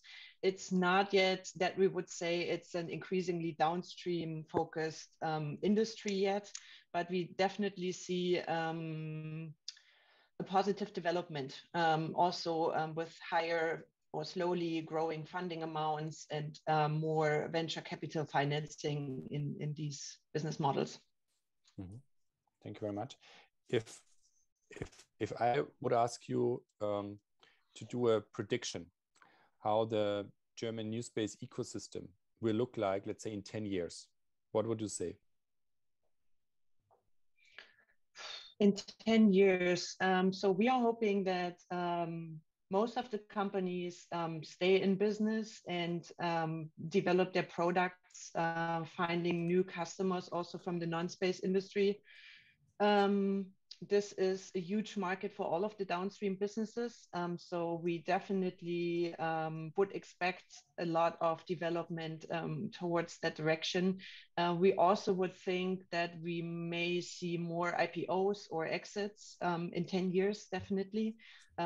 We saw that most of the businesses are around 6-7 years now, but more than half of the businesses we look at are below 6 years. So there are a few more years to go, basically, but they are in Series A or seed now. So in 10 years, they might have reached their exit. So hopefully they are on the public markets by then, and we hope to see a real space unicorn by then. So these are the hopes. Yeah, and I think the prediction is that the non-space industry will get involved more and more and more. One last very quick question. Where do you think is cooperation with Israel most likely, or where are the biggest opportunities, you would say? Partnerships with the German NewSpace companies, definitely. I don't know if there could be corporations also, I mean, in terms of satellite constellations in the future. Yeah, that's probably the next big thing. So Maria, do you have anything to add? Yes, I mean, we are data analysts, so of course we'd like to look for data, maybe. So maybe that this is something where we can continue to. So a cooperation with Israel companies to gain or collect data also. Okay, so thank you very much for presenting these insights and the development of the German NewSpace ecosystem and what's changed. I think that was super interesting. And thank you very much, Maria and Nina from Capital Momentum, for being with us once again. Thank you very much. Thank you. And now we are jumping into our next panel discussion. And I'm not going to say anything about the panel. The only thing I would like to say in advance is we talked a lot about sustainability. We talked about cooperation. We've learned a lot about the NewSpace ecosystem, but there's also a growing importance concerning the strategic dimension of space. And that's something we would like to talk about now. And we are very happy to have Andrea Rotter with us from the Hans Seidel Stiftung. Andrea is going to moderate the panel because she is the expert when it comes to defense, space, international cooperation, and how these things stick together. So I'm passing the ball to our moderator, Andrea. It's up to you. Hi, Matthias. Hi, everyone. Good morning. Not good morning. Good afternoon from Munich. I'm sorry. I still have apparently some problem regarding my video connections, and I only see General Shimon Sarit here with us so far. It's good to see you, though I can't see anybody else. Hopefully everybody else is with us. I'm here, Uri Oron, the Director General of the Israeli Space Agency. So I'm here. That is great. That is great. Yes, I'm also here, Marco Fuchs, OHP CEO. I don't know if you can hear me. I can hear you perfectly. I have Marco Fuchs. Markus Faber, German Bundestag. I'm also here. That is very great. And the last one on my list is Mr. Mir. Was it a yes? I think so. Okay. Okay, we're getting there. So apparently we'll be getting there. But as Matthias had pointed out, I'm very delighted to be moderating today's panel on the important but often neglected strategic dimension of space.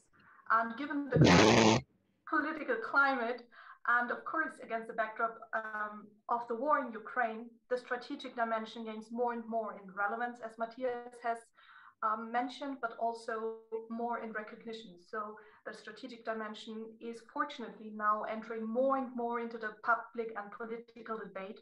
And this is what we want to talk about. While several commentators have already mentioned the many opportunities and challenges stemming from space, today my biggest challenge will be to evenly distribute the time among our 5 excellent guests. As you can see in the program, we have 45 minutes in total. So it will be a little bit like speed dating. So please bear with us. It'll be a little bit like one question per panelist. And so I'll ask all of our panelists to be very brief in their answers. And I'll be very strict with the mute button, but I'll give you a signal in advance to come to an end. And after the first round of questions, I will hopefully get a signal from Matthias whether there's time for questions from the chat or not. But apart from that, I'm really looking forward to be moderating today's panel. And first, I'd like to start with Dr. Markus Faber, who is the member of the German Bundestag for the governing Liberal Party and a member of the Defense Committee. Dr. Faber, the new coalition set itself a very ambitious program. On the one side, to publish a national security strategy for the very first time, and on the other, to update Germany's national space policies after more than 10 years. So from your point of view, what are the main challenges from Germany and also the main priorities of the new government, Dr. Faber? Yeah, thank you for your question. I guess you can't see me as, at least I don't see myself on the screen, but you hopefully can hear me. There's no technical problem on my side, but yeah, I say it's up to you. Yeah, the priorities of the new government are quite clear, especially from the Liberal Party, the FDP. And if it comes to defense, right now we have a war in the middle of Europe. And so our priorities are the land forces right now, and not so much space. But if it comes to space, we want to modernize our Bundeswehr also in space. In 2020, the Bundeswehr just established an Air and Space Operations Center. So basically, the Bundeswehr is not really up to the time as Israel is or other countries are. But we want to get to a point where the Bundeswehr is at least able to communicate via space and also to use space to get information. For example, when it comes to potential enemy movement, as we have seen around Ukraine. Okay, thank you very much, Dr. Faber. Can you give us a little bit like a timetable on how far you have progressed in the various strategic processes within the government? Yeah, these processes have just started as the government just changed in December, basically. So all the processes you mentioned started basically last month, so we're at the very beginning.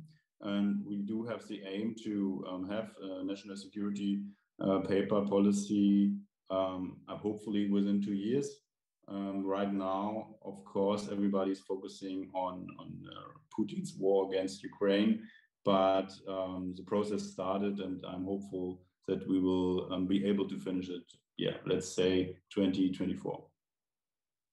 Okay, thank you very much. And if we have the time for questions from the chat, I'm very positive you will get a lot of questions regarding the policies in Germany. But from this political perspective, I'd like to turn to General Uri Oron. I hopefully pronounced that correctly. At least I can see him smiling, so I interpret that as a positive sign. And General Uri Oron is the Director General of the Israeli Space Agency. And I'd like to ask him, since Dr. Faber just elaborated on the current discussions in Germany, from your perspective, could you give us a little bit insights about the status quo in Israel, also from the backdrop or against the backdrop of your institution, when it comes to the strategic dimension of space in Israel? Thanks very much for the opportunity to be with you today. A very quick and brief run through the history of the Israeli space capabilities. Well, actually, they started with the defense and security needs. The buildup of the Israeli Space Agency was actually born after the peace agreement with Egypt and the understand of the strategic necessity to have eye in a very, very high sky, I mean eye in space.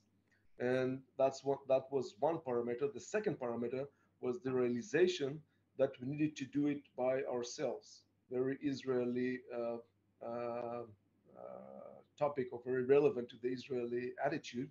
So we needed to do it by ourselves. That was basically the reason for the buildup of the Israeli space capabilities.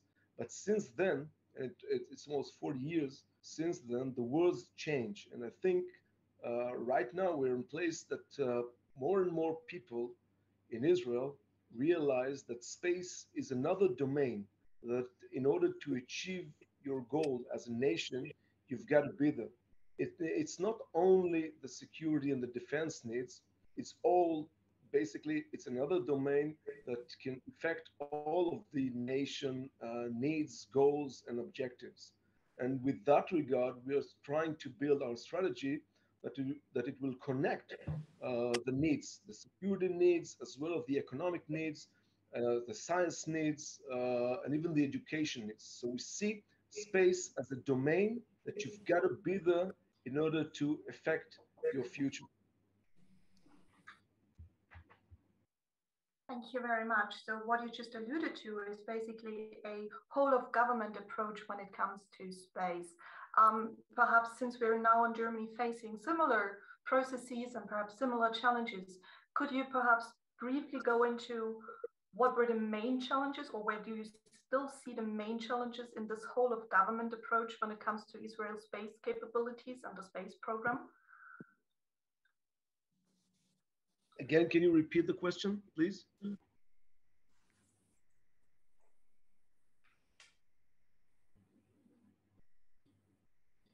Can you repeat the question?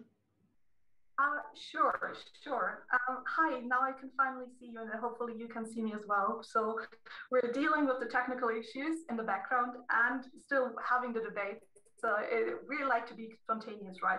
So my question to you, General Ron, was my follow-up question. Since we're now in Germany facing a similar process, and you mentioned the whole of government approach that is necessary in current times to effectively deal with these challenges from space, could you give any recommendations if in regard to what were the main challenges and what were the main perhaps insights into dealing with this whole of government approach when it comes to the strategic dimension of space? So I think first of all is the realization of space as a strategic domain. This is one thing. The second thing is what I call dual use and mutual use. So in space, basically everything is dual use. And again, this is a strategic decision. You don't have to decide it. You need to decide that in space, everything is dual and everything is mutual and everything you can do it with cooperation. So and this is decision that you don't have to, you can decide the other way. You can decide, for example, that in space you make a difference between defense and civil needs. You can say, okay, I want to be in space all by myself. Those are junctions that you need to decide where to go. Our perspective that basically in space you need to cooperate. In space there is a field for cooperation, and in space basically everything is mutual. Everything is dual use. Now, it's not so easy. There's obstacles. But if we're talking about a strategic level, that's the way we see it. Okay, thank you. Since you mentioned the dual use character of basically everything we put or launch into space, of course, there's a need for a strong, let's say, space industry at the national front. and also, of course, a strong need for a close civil-military cooperation as the private sector more and more becomes the central driver of innovation when it comes to space technology. And thus, I would like to give the floor to Nienass, although I don't see him. I hope he is with us. Mr. Nienass? Nope. Okay. So apparently he has left us, or I don't know. But okay, no matter what. So instead of hearing an Israeli perspective first on the need to boost national space industries and also the need to forge close ties between the private sector and the public sector, I would like to give the floor to Marco Fuchs, who is the CEO of the German company OHB. And since we have with Dr. Faber a representative from the German political background, perhaps my question to you would be, what would you tell Dr. Faber? Perhaps do you have like a wish list when it comes to civil-military cooperation and also the government approach to boost national space industries? Yes, thanks, Andrea. Thanks for having me on the panel. And I'm very happy to be actually on the panel for German-Israeli cooperation, because OHB is since many years working closely with Israel. Actually, we're even on a reconnaissance satellite program for Luxembourg. We work together. We procure from Elbit a very high-performing optical payload that we integrate into a satellite in our Italian facilities as the backbone of the Luxembourg remote sensing system NAOS. And we have a long history of working with Israel since many, many years, actually decades. So I'm very happy to be in this round, and especially thanks to Matthias Wachter for having me here. Well, of course, we are building since many years reconnaissance radar satellites for the German government. First generation is now more than 15 years in orbit. Currently, we're working on a program for telecom for Heinrich Hertz, which is a dual-use program, civilian and military.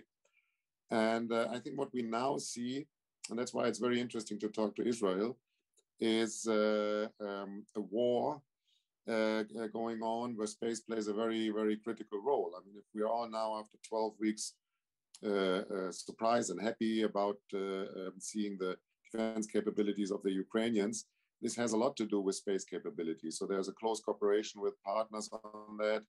And I think many of the modern technologies that we now see effectively applied are also technologies where Israel has a big offering, starting from obviously satellite, optical payloads, whole satellite systems at IAI, but of course also drones and other effectors. So what I can say to Dr. Faber is, yes, of course, now in Germany, the discussion is around other things. Of course, the big surprise has been, the bad surprise has been that there is a land war with an aggression from Russia, which was a big surprise to all of us 3 months ago. Nobody would have believed that. But at the end of the day, what has really changed is that with Russia, there's an opponent that also has huge space capabilities. By the way, of course, also huge cyber capabilities and of course also huge nuclear capabilities. So it's a very, very different threat than what the last 30 years Germany was preparing for, because Germany was working on a global scenario with Afghanistan, with Mali and other areas, but it was an asymmetrical threat. And this has now completely changed. So I think this is a very fundamental change in our whole security environment. On the other hand, what we see, I guess, in this war is that there's only limited effectiveness to the traditional ground forces of the aggressor, also due to space information, also due to space connectivity. And that's something I would only tell to everybody who is responsible in the political arena. Take your conclusions from what you now see. Just analyze what's going on. And make that the baseline of future procurement decisions, and also how to evaluate space in this context. Space is much more important for a successful defense of a country than what we used to believe in the previous scenarios, because as I said, there was not an opponent with these kind of capabilities. But if you look to the bigger picture, this is what we, I guess, in the West need to get prepared for. So yes, we need more money in the system. Yes, of course, space needs to be more recognized. I think also what we heard earlier, and there Israel is clearly a good example, dual use is important. We were always trying to separate that in Europe. We had civilian space in the space agencies and the European agencies and the European Commission. And then we had the defense. So in Europe, and especially in Germany, dual use was not a good idea. We didn't have the necessity like Israel to do it together and to look at it from a national perspective. And I think Israel is the country that has the most, let's say, successful performance in space capabilities that are commercially successful, that are also a significant part of Israel defense. So I think our government should look very closely, and that's why I really welcome Dr. Faber, very closely to countries like, for example, Israel or the United States, what to do. And what you will see is something that will be very, very relevant also in Germany and in Europe, Western Europe at large. Thank you very much, Mr. Fuchs. You basically already gave or already took away one of my last questions regarding what we can learn from each other and where we should forge closer cooperation between Germany and Israel. But we will come back to it in a minute. But first, I'd like to give the floor to General Shimon Sarit, who is the CEO of Space IL, whose Bereshit spacecraft was actually the first Israeli spacecraft to travel beyond Earth's orbit and to reach the moon, to put it like this.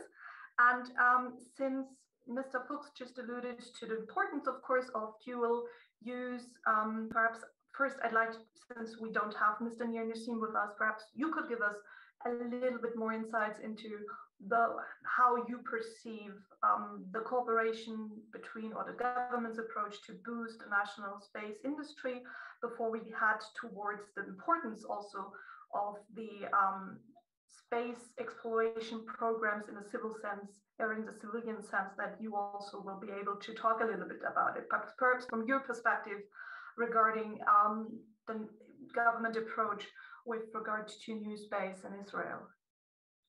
Yeah, first I would like to say that space belongs not only to military application companies, defense companies, and not only to commercial entities, but also for non-profit organizations like Space IL. And the dual use that we see is the use space for education and promote science and STEM education among a whole generation of children, students, and families. So this is our dual use interpretation of this issue. We are now in the design phase of Bereshit 2. After we had the Bereshit 1 launch in 2019, with the help and participation of the Israeli Space Agency. It was a purely Israeli program. And now Bereshit 2, we defined it as international, open to international partnership program. And we would like to see very much the governments of Israel and government of Germany taking part in this very interesting program. When we look on spatial activity, our product is not spacecraft systems. Our product is inspiration of a generation of the students and children, and make them to move towards the STEM education. I think this is a strategic goal of every country, to have the young children and students moving towards STEM education, and space is also an economy growth engine for every country today that wishes to jump into it. The idea behind, if I may say, the idea behind the Bereshit 2 program is to use the space project for that purpose. And we're doing the inspiration part of it by selecting a leading edge on the edge of technology and very much daring to do a very ambitious mission in space. And this is the way that we trying to achieve this inspiration. When I talk about Bereshit 2 for a second, Bereshit 2, unlike Bereshit 1, is a system of 3 spacecraft that will be launched together to the moon. And we have 1 lunar orbiter for a long time orbiting of the moon, and we also have 2 landers that will land on the moon on each side of the moon, one on the near side and the other one on the other side or the far side of the moon. And this is something that, in our opinion, is a kind of mission that never has been done before, and is a subject for creating a lot of inspiration with all the kids and students that will be involved in the mission. We are going to tailor a specific educational and scientific program attached to those 3 spacecraft. Each of them will carry scientific payloads and will participate in worldwide type of education system that will involve not only Israeli students and children, but also many other countries in the world, with emphasis on third world children that don't have any space access in their countries, but they are striving to use space and to learn more about space. In that regard, we are moving in the program. We will be very much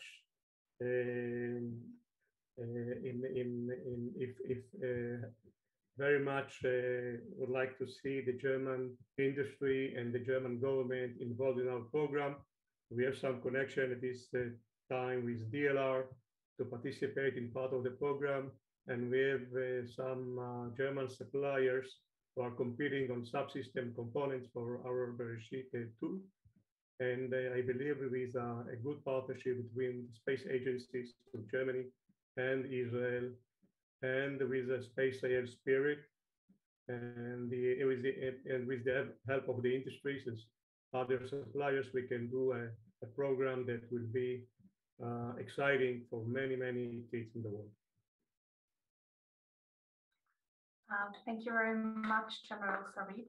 So now I look at Matthias or Aras Nathan, whether we have time for questions from the audience. Okay, but I still want to give the opportunity, if anyone in the audience feels the need, he or she can't find to pose a question in the chat. So this is your chance. Otherwise,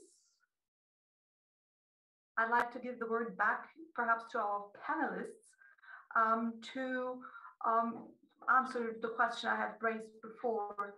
So where do you see perhaps the most pressing issue when it comes to the strategic dimension in space, and where do you think that Israeli and German cooperation is needed the most and is beneficial the most? Perhaps if we start in reverse order, perhaps Mr. Sarit, so perhaps in one more sentence, what is the most pressing issue and where do you see the need for closer cooperation? I think the most beneficial issue, I think, for the near future is to learn from the conflict between Russia and Ukraine, all the tactical and strategic lessons learned from this.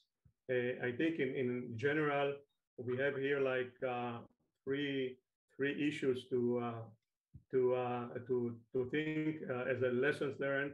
In my view, one of them, how to increase the robustness of the space system. The other one, how to maintain system redundancies, and how to create a quick response capability for such occurrence. Now, I think if we will talk to German industry and space community in between the countries, we can learn together how to implement or derive these lessons, how to implement them together. And maybe, for example, in terms of redundancies, how to collaborate with our assets, Israel assets, and German assets in space in order to create these redundancies in the future. I mean, there's a lot of area of strategic thinking together, and I think this is the right thing to do for the near future. So we need better coordination and less redundancies. Mr. Fuchs, what's the most pressing issue, and where do we need German-Israeli cooperation in this regard? Well, I think, as I stated earlier, I think in the defense sector would be very, very good. Of course, I'm very excited also by Bereshet and Bereshet 2, and we are obviously also very interested in the cooperation around that, and I'm sure this will go along well. And I think what has been achieved is enormous, and I'm sure Shimon knows that we as OHB are trying to work very closely together there. But the situation is, I mean, we're at war, and so it's defense, and this is where we can learn from Israel, because again, Israel is by far the most efficient in terms of money for results in many areas of defense and also in space. I mean, the radar satellites are very performing because the launcher capabilities are limited from Shavit, so you have a very high efficient system with, I don't know, I think it's less than 300 kilo in a satellite, so that's very, very performant. As I said earlier, the high resolution optics we simply buy, even though it's a European tax-paid money program, we completely buy it in Israel a little bit because it's the most performant system you can get on the market, and so we just have to work together. And I think for the immediate period, I think the roles are very clear. Israel can be the supplier and Germany can be the customer. This is the logic at this time. Of course, we can work together in many ways, but Germany has not the deep understanding in many of these systems that are dual use. And I'm very happy to explain that also to our governments that used to have procurement programs very much as a political program, and with the taxpayers' money going to European projects. But I think we need to now learn from others, and Israel is first in line on that. Thank you, Mr. Fuchs. So especially focusing on the capabilities that are necessary in this new geopolitical climate. General Ron, what are your takeaways? I guess I will try to follow Marcus' points. I think one of the most pressing things that we need to do is to identify the common interest. Now, interests probably change in Europe, and maybe they are changing in Israel, and there is a window of opportunity to do a quick work to realize where are the common interests. Now, those common interests should be turned into projects and plans. Just a very quick examples. We think Israel could be a relatively large beta site for download applications. So if, for example, if we identify the needs, what are the common needs with data that's coming from space, and we'll be able to build some kind of a project or a system or a plan to go forward with the data that's coming from space and turn into applications that could relatively easy done. What we need to do is to identify those common interests. Now, I haven't said dual use. I guess probably the right term is multi-use. It's not only dual use. We can use space in many places, in many terms. And actually, there is a partnership, a good cooperation between Israel and Germany already today. DASI is playing a very crucial part in building Ultrasat, the Israeli Science Telescope. That should be launched by the end of 2024. So there is already a cooperation. What we need to do, and we have the opportunity to strengthen the NewSpace ecosystem between the countries. Thank you very much, Dr. Faber. So we've heard a lot of different opinions. Lastly, also that there's still a lot of basic work to be done in terms of identifying common interests, common needs. So I'd like to give the floor to you one last time regarding what are the most pressing issues and what can we perhaps learn from Israel, as it has been mentioned before, that it might also represent a kind of role model for the German approach. Israel can be a role model for the German approach, and there's already a very strong cooperation between Germany and Israel when it comes to defense. For instance, the company IAI has been mentioned in the Pegasus program, for instance. I think they will play a crucial part, hopefully. Pegasus program is an Air Force program that is basically collecting data. And I think also in space, there can be programs where Israel fills lacks that the German defense industry has. So I think also an historical, there's a historical need for cooperation, as Germany has a responsibility for Israel. So I would be very hopeful if this approach can be developed. Thank you very much. Thank you to the audience and all our panelists. As you've seen, it was a wild and quick ride, and sometimes a little bit a bumpy ride through the strategic dimension of space. But we've seen that it covers way more than just the military realm, but also the ecosystem and the civil exploration, space exploration dimension.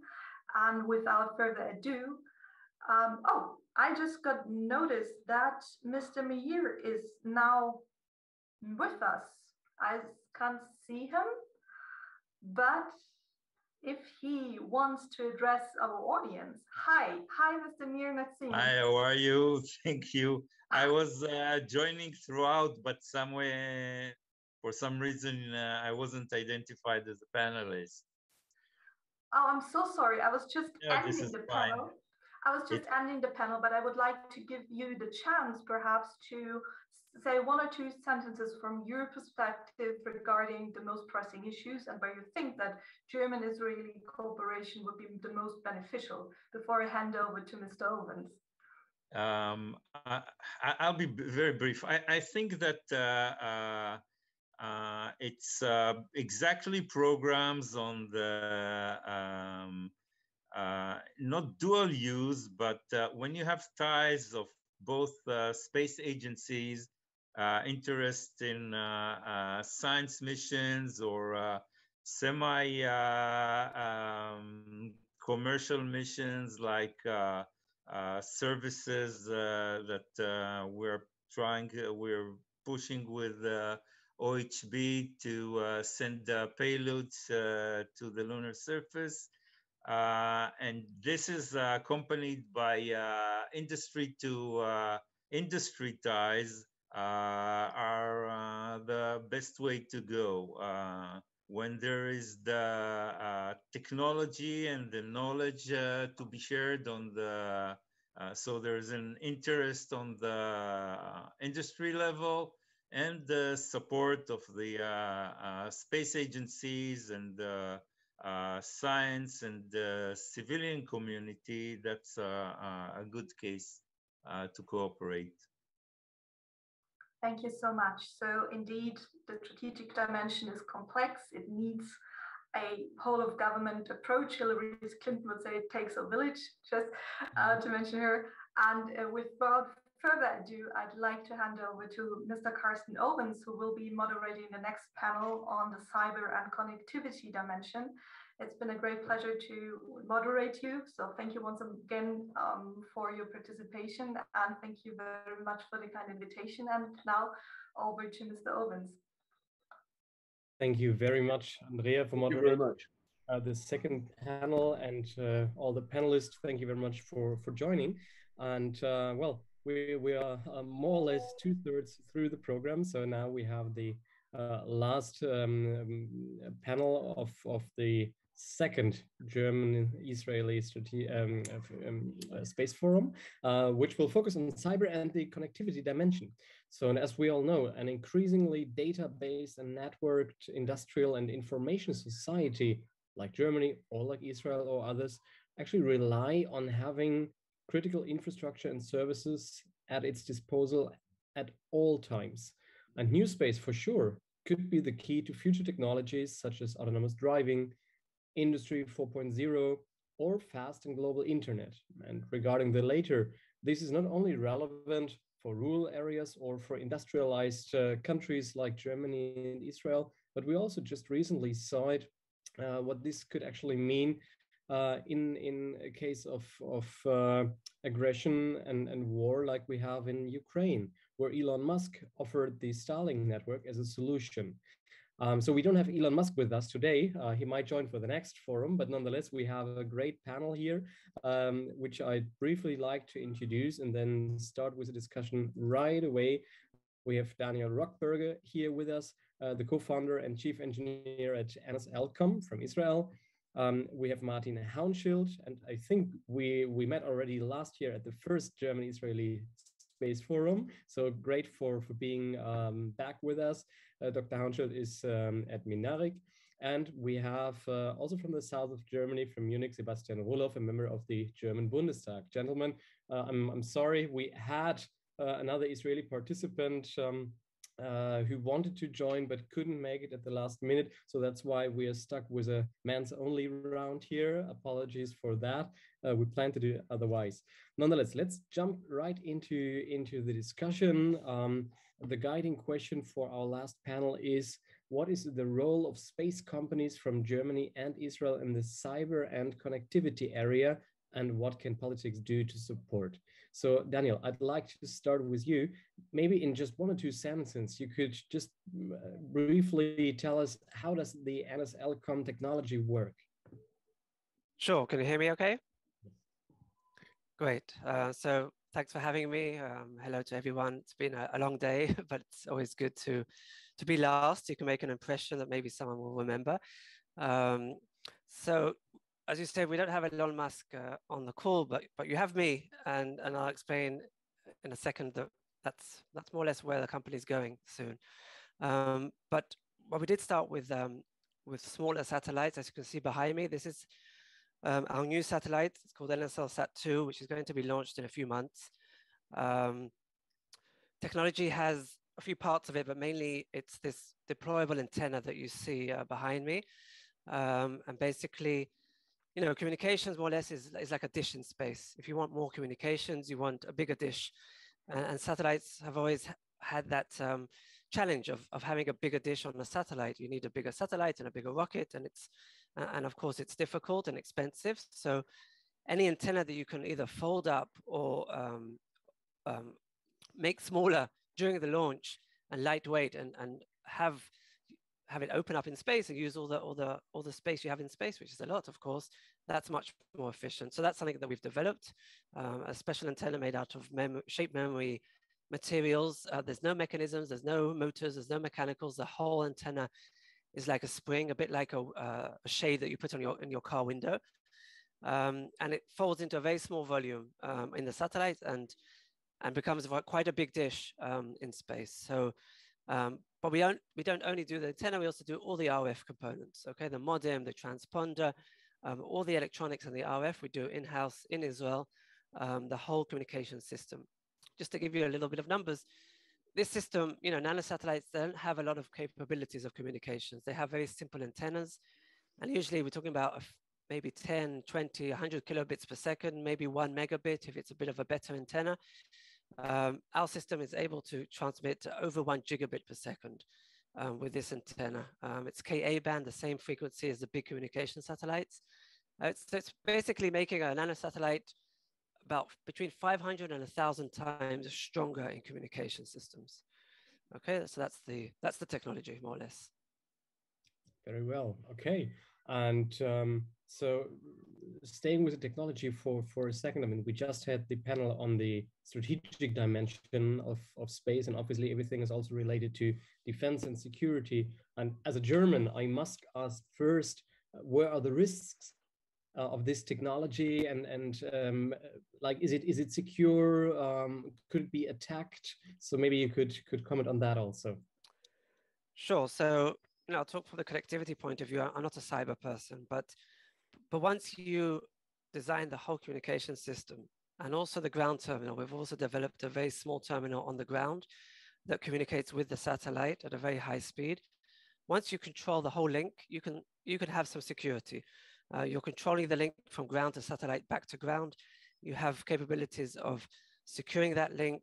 We have lots of customers interested in what they call private networks, because if we give them the terminal and the satellite in space and the gateway on the ground. That means, you know, you're having the whole link, and that's where you can control the coding of the link and some security measures, which means companies, governments can have basically a private network, which will be very hard, you know, to hack or to take over. Very well. Thank you, Daniel. Dr. Hanschild, jumping from one company to the other. So industry first, then politics. I'm sorry, Mr. Roloff. Maybe you could also just very briefly start, for those who don't know Mynaric yet, what the technology is about. We can't hear you. You can't hear me? Oh. Now it's better. Oh. Yeah. Can you hear me now? Very loud. All good. I have problems with my headset, so I have to switch without headset. Very well. Okay. I try my best. Well, you discussed, you mentioned Elon Musk some minutes ago. I'm not Elon Musk, of course, but our CEO was working for 15 years for Elon Musk. And you can imagine he was, as he was responsible for the launcher, for the capsule, and also for the Elon Musk's space connectivity system. He knows what's going on in the world. And so I bring a little footprint from Elon Musk into the discussion here right now. What is Mynaric doing? We develop industrialized laser communication.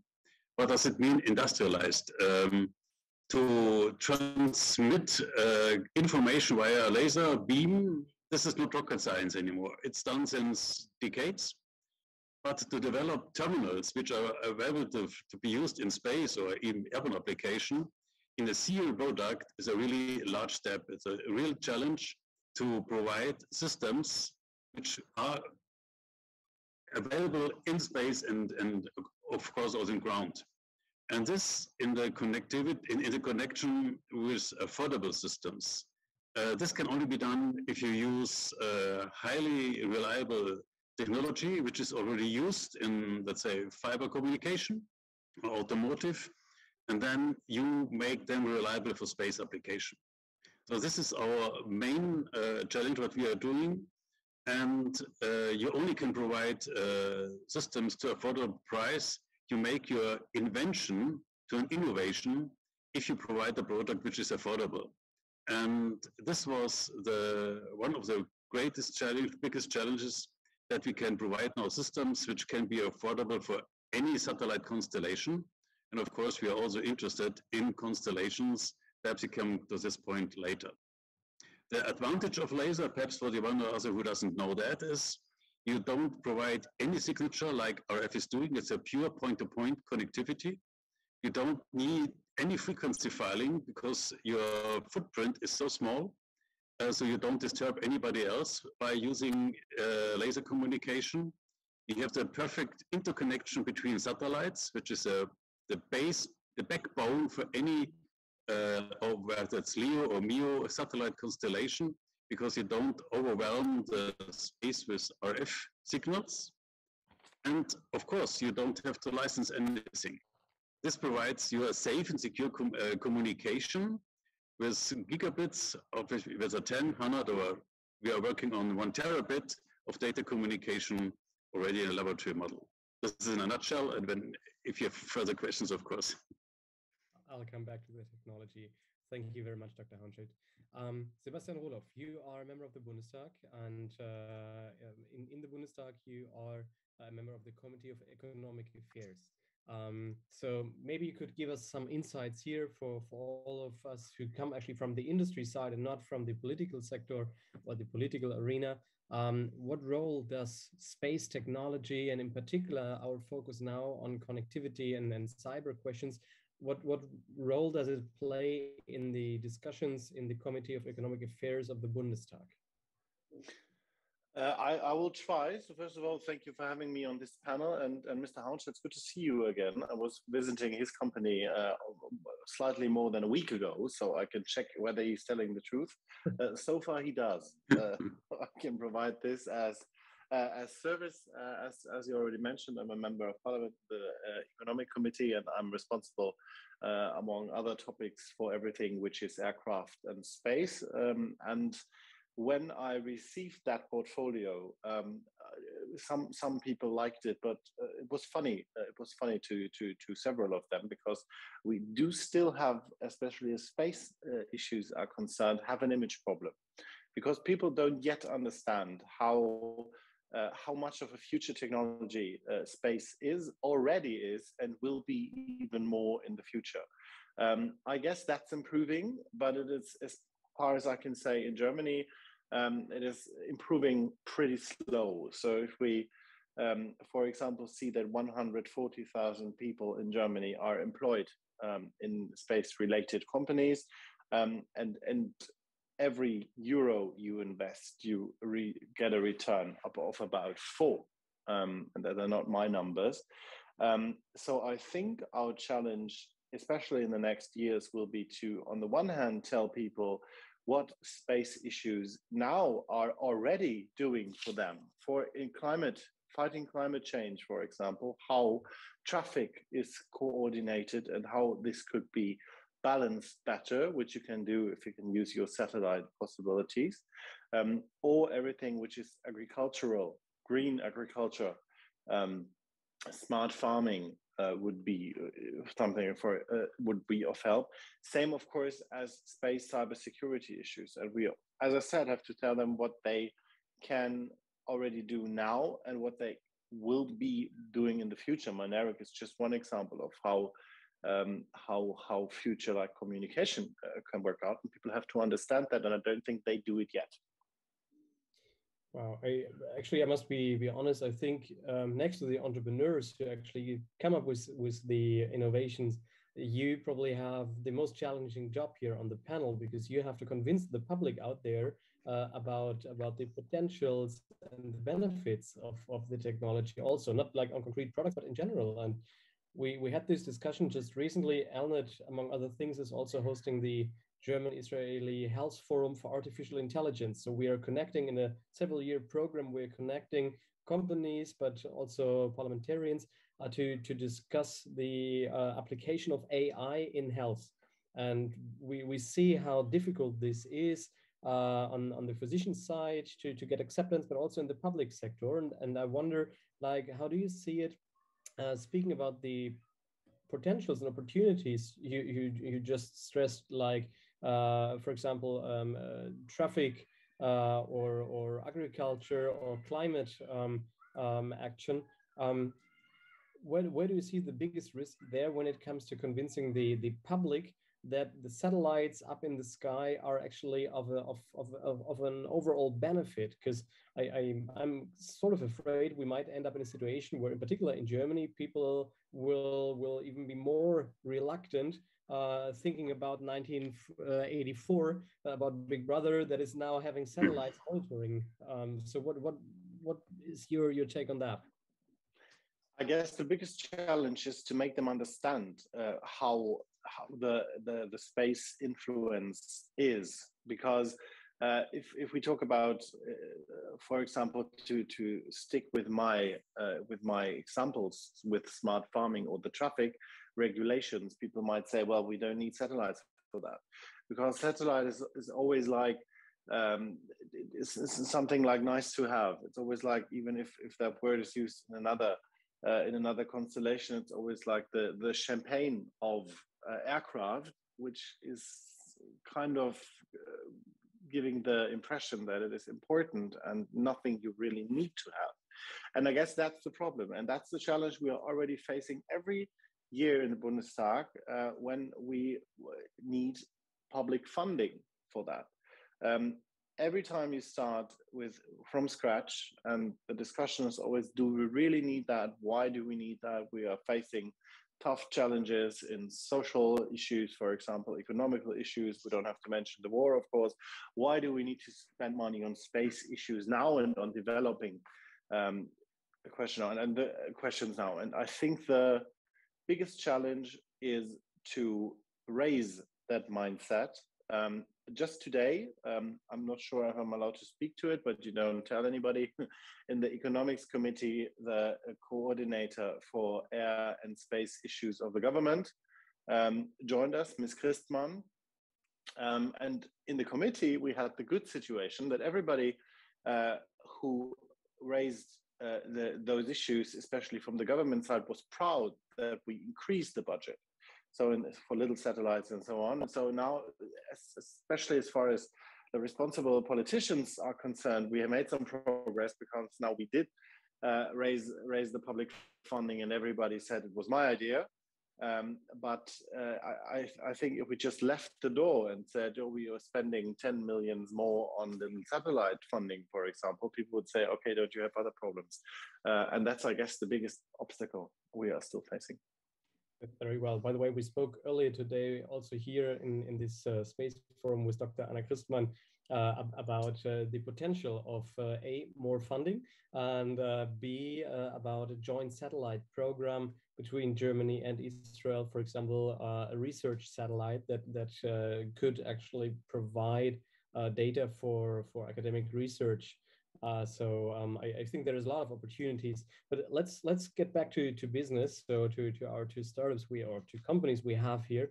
Daniel, when you hear in this case a German politician saying we must invest more, how is it in Israel? Maybe you could give us some insights. Is there a big support from the government actually for space startups, or is this all from private investors?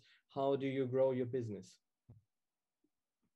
So in Israel, I think we were the first startup to raise money from a VC for space.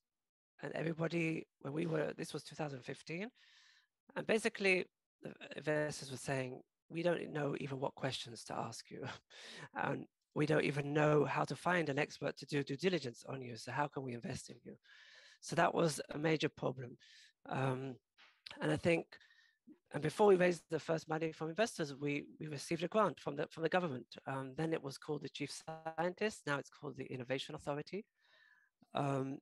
Innovation Authority has about 1 billion shekels, I think, every year for startups in Israel.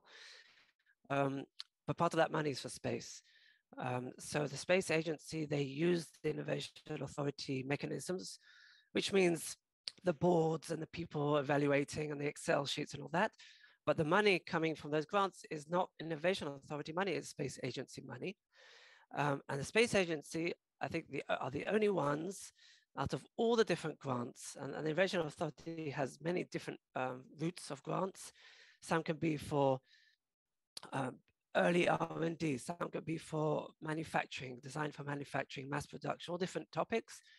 Usually they're up to 50% reimbursement. The space agency has an 85% reimbursement plan. So the first money we actually got was an 85% reimbursement grant with no equity taken, which means you have to spend 100% of a project, but you get 85% back, which means only 15% out of pocket. No equity taken, but you do give the money back very slowly out of your revenue. So like 2 or 3% a year of your revenue, you start paying back. So basically it's a great deal because it means you have to make a lot of money if you give everything back. So there's no problem there. There are some metrics on exit strategies. So if you do an exit, they get their money sometimes ×3 or ×6, depends on how much related their funding was to the product you just sold the company through. But all in all, it's a great deal. And we've been receiving money from them since about 2012 even, which was the first company I had before this company. And I'm talking about, I think we've gone past $8 million in those years, mainly from 2015. So also because there aren't enough startups in Israel. So when they have money, they're not, the cake goes only to a few startups. So we've enjoyed that. But now there are quite a few new startups. So basically a long answer to your question, a shorter answer would be without the government assistance, we probably would not be here. That's, I think, a very important statement. So the applause goes here to the Israeli government. Dr. Haunschild, what can we learn in Germany in general, from what Daniel Rockberger just elaborated on, how the situation is in Israel? We have to raise our efficiency. Okay, so the situation is somehow different, I would say, as the industrial structure is looks a bit different in Germany. I could tell here, with more than 30 years of space experience behind me, hours about the problem of the problematics. And Mr. Oliver, I only can say thank you that the budget is raised. That's great news to hear that. But as I told you during your visit, the French national budget is still twice as much as we have in Germany. But I don't want just asking for more money. I think what we have to do, and I think this happened and happens more in Israel, we also should be more open for competition, where I think we need this, what's also the headline here, we see under the new space approach. We are currently on the way to define a commercial approach for a European constellation for communication services. So why spending money into large projects which shall provide everything instead of looking on a commercialized approach where commercial aspects, whether it's precise farming, whether it's automotive driving, communication, connectivity for different use cases, whether it's automotive industry and so on, and also try to provide money which is in the market, with, of course, we need some support in funding for breakthrough developments, but the system itself could be financed by private investors. So we have to take the money from the government to make our inventions to become innovations. It means bring our ideas with a good talk on the road, and then we have products which can be sold to the market. So we should more believe in the market, and this, I think, didn't happen in Germany. Another point of the space industry, again, more than 30 years of experience, for around 5 years, I worked for automotive industry. We have several well-known premium automotive companies in Germany. And I wanted to understand what is the difference between an aerospace engineer and an automotive engineer. The engineers are the same. The products are different. If you are in the premium segment automotive industry, you have an end product for an end customer. And if you talk about space industry, in the meantime, people know, hey, I have my GPS in my car, but nobody understands what means GPS. And even, sorry, Mr. Orloff, even German politicians only talk about GPS, not about Galileo, our European counterpart. So we are not an end product oriented industry. So we need a complete different approach in the communication to make the taxpayer to understand what are we doing for the community? What is possible for Earth observation, for environmental control, for secure communication? Without communication, nothing is working. And I think we are also challenged from the aerospace industry to bring this information in a better way to the potential customers and also to the government. Because we are a small community in space industry. I think everybody knows everybody. So we have to break through the walls and talk more about the success. Prestige farming is a very good example. We can reduce we can raise the effort by reduced resources. So it's also up to us to become better. And I think in Israel, they started much earlier with the NewSpace or with investment finance systems, small companies, a time where we still follow the large companies in Germany. And let's say also all over Europe. It's not a pure German problem. If you look to the communication constellation, I think it's also a European challenge. And perhaps I make a short remark what I do expect, because from the cooperation with Israel, to take the chance to learn from the approach from Israel's small, very active companies, and inviting them also to join the more commercial-driven constellations as we are discussing, because I think there's plenty of space for all of the startup companies to provide a strong solution. Thank you. A very strong statement. So you're basically saying, to formulate it maybe in other words, that many people still just think about GPS as something that pops up on the display, probably the same as people thinking about energy comes from the socket in the wall, but not about what is needed behind. So Sebastian Roloff, you listen to two perspectives, what could be done, and I very much like what Mr. Dr. Haunschel just said about competition. So what could politics do? What could the government, the Bundestag, do to enable more competition? Well, that's might be, if you want a funding related answer, again, it could be something about the possibility to receive and to claim for that money, because usually you have one company applying, and usually it's either state related or state funded or directly by the state or the DLR or something. So it might be an opportunity to allow more competition if you would connect the funding to it on the one hand. And I'm thinking about other opportunities. Perhaps you have some for me. Of course, I'd be happy to listen. You just need more companies which have a special portfolio. So of course, support startups, where Israel is worldwide leading in doing that. But we can of course still watch and learn. But that's the very general focus. And apart from that, we of course need to invest more in education. And of course, at the end of the day, will be an issue of information and advertisement, because if you don't know about good jobs in a good industry, you don't apply for it. And even Mr. Haunschel tried his luck at the automotive industry, just briefly, but still. So, but for other reasons, of course. And so that's of course at the end of the day another PR issue too. So if we, in general,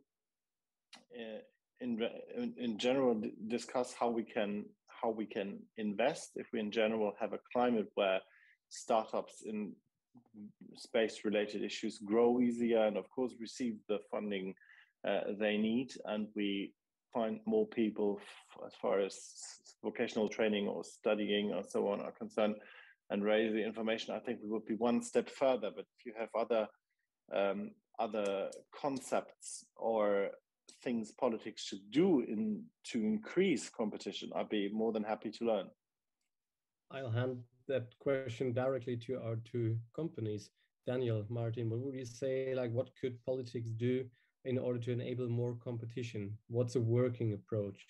Because I think governments, no matter which party is in the driver's seat, tend to just create the next fund and try to do what they've always done. But what could be the right enabler? I'll go first. Thanks.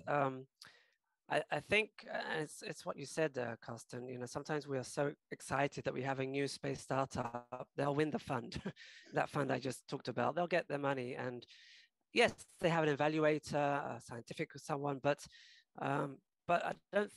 And yes, that fund has gone more commercial. They do look at, is this company going to be a commercial company? Can they compete in the market?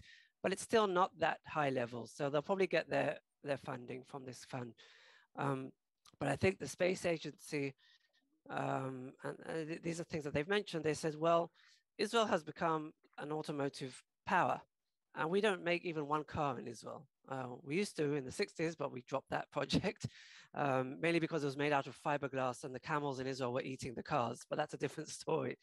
But of course, Israel is an automotive powerhouse in cyber security for automatic cars, automated cars, and all that. And they want to do the same for space. If you want to turn in 10 years Israel as a commercial competitive country in space, like we did in 10 years from nothing in the automotive realm, you know, they have to have a plan for that, and it has to come from government and politics on how to do that, where to invest. What are we really good at? You know, just because Daniel has a nice antenna and this company wants to do resource utilization on the moon, does that mean that that's the strength of Israel? And is that the right startup to invest in, you know, to compete on the global market? Maybe not, maybe yes. So I think that's the stage that Israel is now. And I don't know if you saw, but just yesterday, Hilla, that was just before, and they announced the Innovation Authority, they're going to invest 600 million shekels in the next 5 years in space. I don't know exactly the numbers of each year, but I think it's about 3 times of what they invest every year up to now. So that's an improvement. And I know they're also working with VCs together to co-invest, you know, half-half matching. But I think now they're going to focus on what is really competitive in the global market, which companies, you know, are really going to be competitive. Even if a company is making you know, if I sell 1 antenna a year to a company, that's not real business, is it? It's not sustainable. But if I'm going into constellation and providing connectivity and want to compete with Elon Musk and Starlink, which we are, by the way, that's a different story. That's maybe something worth investing in.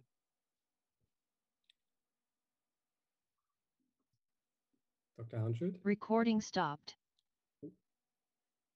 Recording in progress. Okay, that was a technical issue. Dr. Hanschuld? I think he's frozen. Okay, good.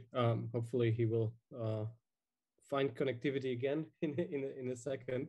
Okay, very well. I mean, unfortunately we're running out of time, so I need to round this up now. So maybe both of you, Daniel and Sebastian Roloff, what would you be like your #1 wish if you would have one for more German-Israeli cooperation in this field? I think it's quite easy in my case, because first of all, we have some cooperation with Germany already. We launched our first satellite together with ExoLaunch from Berlin. So we already have worked with Germany companies. I can tell you that for our constellation, we've put out a request for proposal to manufacture hundreds of satellites, and these are not nano satellites, these are much bigger. The RFP did go out to German companies as well. I'm not going to say which ones at this point. It's still an open RFP. So, you know, we'd be happy if a German company were to build our constellation satellites, of course, at the right price and cost and everything, which is part of a constellation. So there's definitely, you know, room for this kind of collaboration. I think even some of the German companies are better poised in the market in manufacturing of satellites, even in Israel. Israel, it's always, you know, it's always a prototype. It's always one, and sometimes we have a satellite every 5 years. I worked in IAI for 10 years on the Amos satellites, and it was one satellite every 6 or 7 years. But German companies, they're building much more satellites. They are much more in the world of design for manufacturing, maybe mass production, going into the world of constellation production, like we just heard, which Israel is not really. So that's definitely room for collaboration in my project, which I'm going for. Wonderful. Thank you very much. Now we have Dr. Hanschuld back with us. We were just trying to close the session. Unfortunately, we have to. So what would be your takeaway? What would be your #1 wish for more German-Israeli collaboration? Sorry, I missed some phrases from Daniel, but internet is not stable and I'm not in my office. So I had to redial in. Well, I think what I would say, the startup mentality has to be adopted more in the German space business. And of course, we have some experience in building satellites, but I think what was not directly mentioned from Daniel, but it's much more present in Israel is what I mentioned in the beginning, is the competition. So we have to learn to have more competition. And sorry that missing some phrases. It was one of the remarks, how can we rise competition? I think it's not easy because we are a member of the European Space Agency and competition there is somehow difficult. But one first step could be asking for more fixed prices, because I think then industry would think twice before making an offer and trying to ask for more money at the end, as it was the beginning, asking for more fixed prices. And I think Israel is doing a much better efficiency with the budget which is available and the result which is an outcome.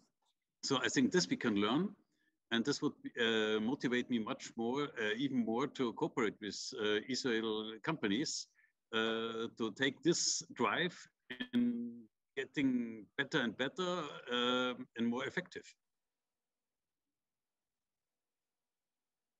I can't hear you. You are muted. So there we go. 2 years in Zoom land and we still have these issues. No, this was quite helpful. And I think maybe if I may add one point myself, having more anchor orders plus a fair access to all public programs of the different state actors, I think that is probably in all industries, but in particular in those we address here today, the space sector, new space companies are probably quite helpful to let those companies grow. So Sebastian Roloff, your takeaway in a sentence and your number one wish for more German-Israeli corporations in the space sector. Well, as far as wishes are concerned, I could lend one wish to Mr. Haunstedt, because I really can second his 2 points. And as he just has one wish, he can have one from me, for example. And my takeaway is, of course, not of course, but my takeaway is that we indeed need more competition. And the fixed price issue is a thought I will continue of thinking and keep it that way, how we can try to put this into government's business as far as the funding is concerned, because I don't think information or something is an issue. Of course, it's good that we have panels like the one today or the Space Forum where Israeli companies get to know German companies and can get in touch, but there are other ways to find each other. I guess I don't think that's the problem. I think we need to set a frame for a healthy climate where founding startup or new portfolio with existing companies is possible. And that's why we have to always keep in touch and continue the discussion like we did today, because if politics doesn't know what business needs, they won't, they cannot provide it, and the other way around. And that's why I'm extremely grateful for this Space Forum, and thank you to my co-participants for their valued inputs. Thank you very much, Sebastian Roloff, Daniel Rockberger, and Dr. Martin Haunstedt for being with us. So you are dismissed, and I'll ask my co-moderator, Matthias Wachter, on the stage for the concluding remarks, because unfortunately we already reached the end of the second German-Israeli Space Forum. I think it's fair to say already that we today again received several inspiring insights and comments, and discussing the various perspectives, like we had earlier on Niklas Nienass, for example, member of the European Parliament, saying we need more standards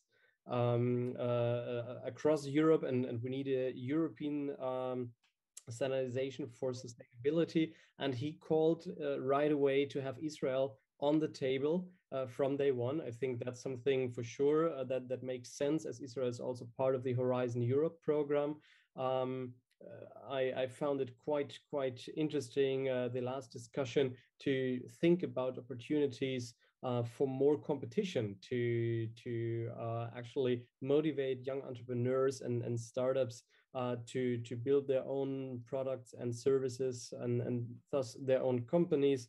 And also what we had like a red line basically through all the discussions, the potentials up in space. Matthias, what do you think, looking now back on this day, but also looking ahead in the future? What can we expect from NewSpace? Where do you see the highest potential for collaboration between Germany and Israel? And when shall we set the date for the third German-Israeli Space Forum? Thank you very much, Carsten. I think we should do that quite fast. And I think the next time we definitely should meet in person. Oh, yes. In Israel or in Germany, to have a face-to-face exchange between our companies, between our government institutions, between our young people, to deepen our relation and to really move forward. I think today's second German-Israeli Space Forum has clearly shown that there's tremendous potential for German-Israeli cooperation, and we could benefit both from it. Yeah, the pragmatic Israeli spirit, the clear understanding about the strategic dimension of space, the military dimension. I think that's clearly something we here in Germany, we can learn from Israel. And on the other side, I think as the NewSpace industry report and the update has clearly shown, there are amazing new and young and very innovative companies who developed in the last couple of years, who could be great partners for Israeli companies as well. So the sky is not the limit. For me, it was, again, a great exchange, a great experience. And space is about exciting people. It's about new technologies. It's about pushing digitalization, making our planet greener and safer. And I think that's the message we need to bring out to the people on the street, to politicians in the parliament, in the government. Space is so much more. It's not only space tourism or billionaires who want to go up. It's really a disruptor for new technologies and for cooperation, and it affects all parts of our life, and that's something we need to acknowledge. And so I'm really looking forward for continuing this exchange and having this format next time on site. And on that point, I would like to thank all our participants. I think we had an amazing lineup of people and speaker who contributed. And I also would like to thank our teams from ELNET, from BDI, the colleagues in the background who made that possible, who worked very hard in the last couple of days to set that up. And I think if it would be on site, I would say they deserved a round of applause. So now it's a virtual round of applause. And yeah, super happy, super excited. I think that was a great day. And Carsten, back to you. I couldn't agree more, Matthias. Thank you for the amazing collaboration between ELNET and the BDI here. Us bringing the Israeli perspective, you bring the German industry and the NewSpace initiative to the table. And I think let's really start right away working on the third on-site version with our amazing teams and all the support of the political arena that we heard today. So the interest is there. So let's just work on it together. And I know you have a different perspective on this, but let's again go where no man has gone before. So thank you very much for being with us. Don't forget to have a look at the Ginzo Matchmaker. We will send the link via email, and it's also in the chat to stay connected with our community. Stay safe and healthy, and see you soon. Bye. Recording stopped.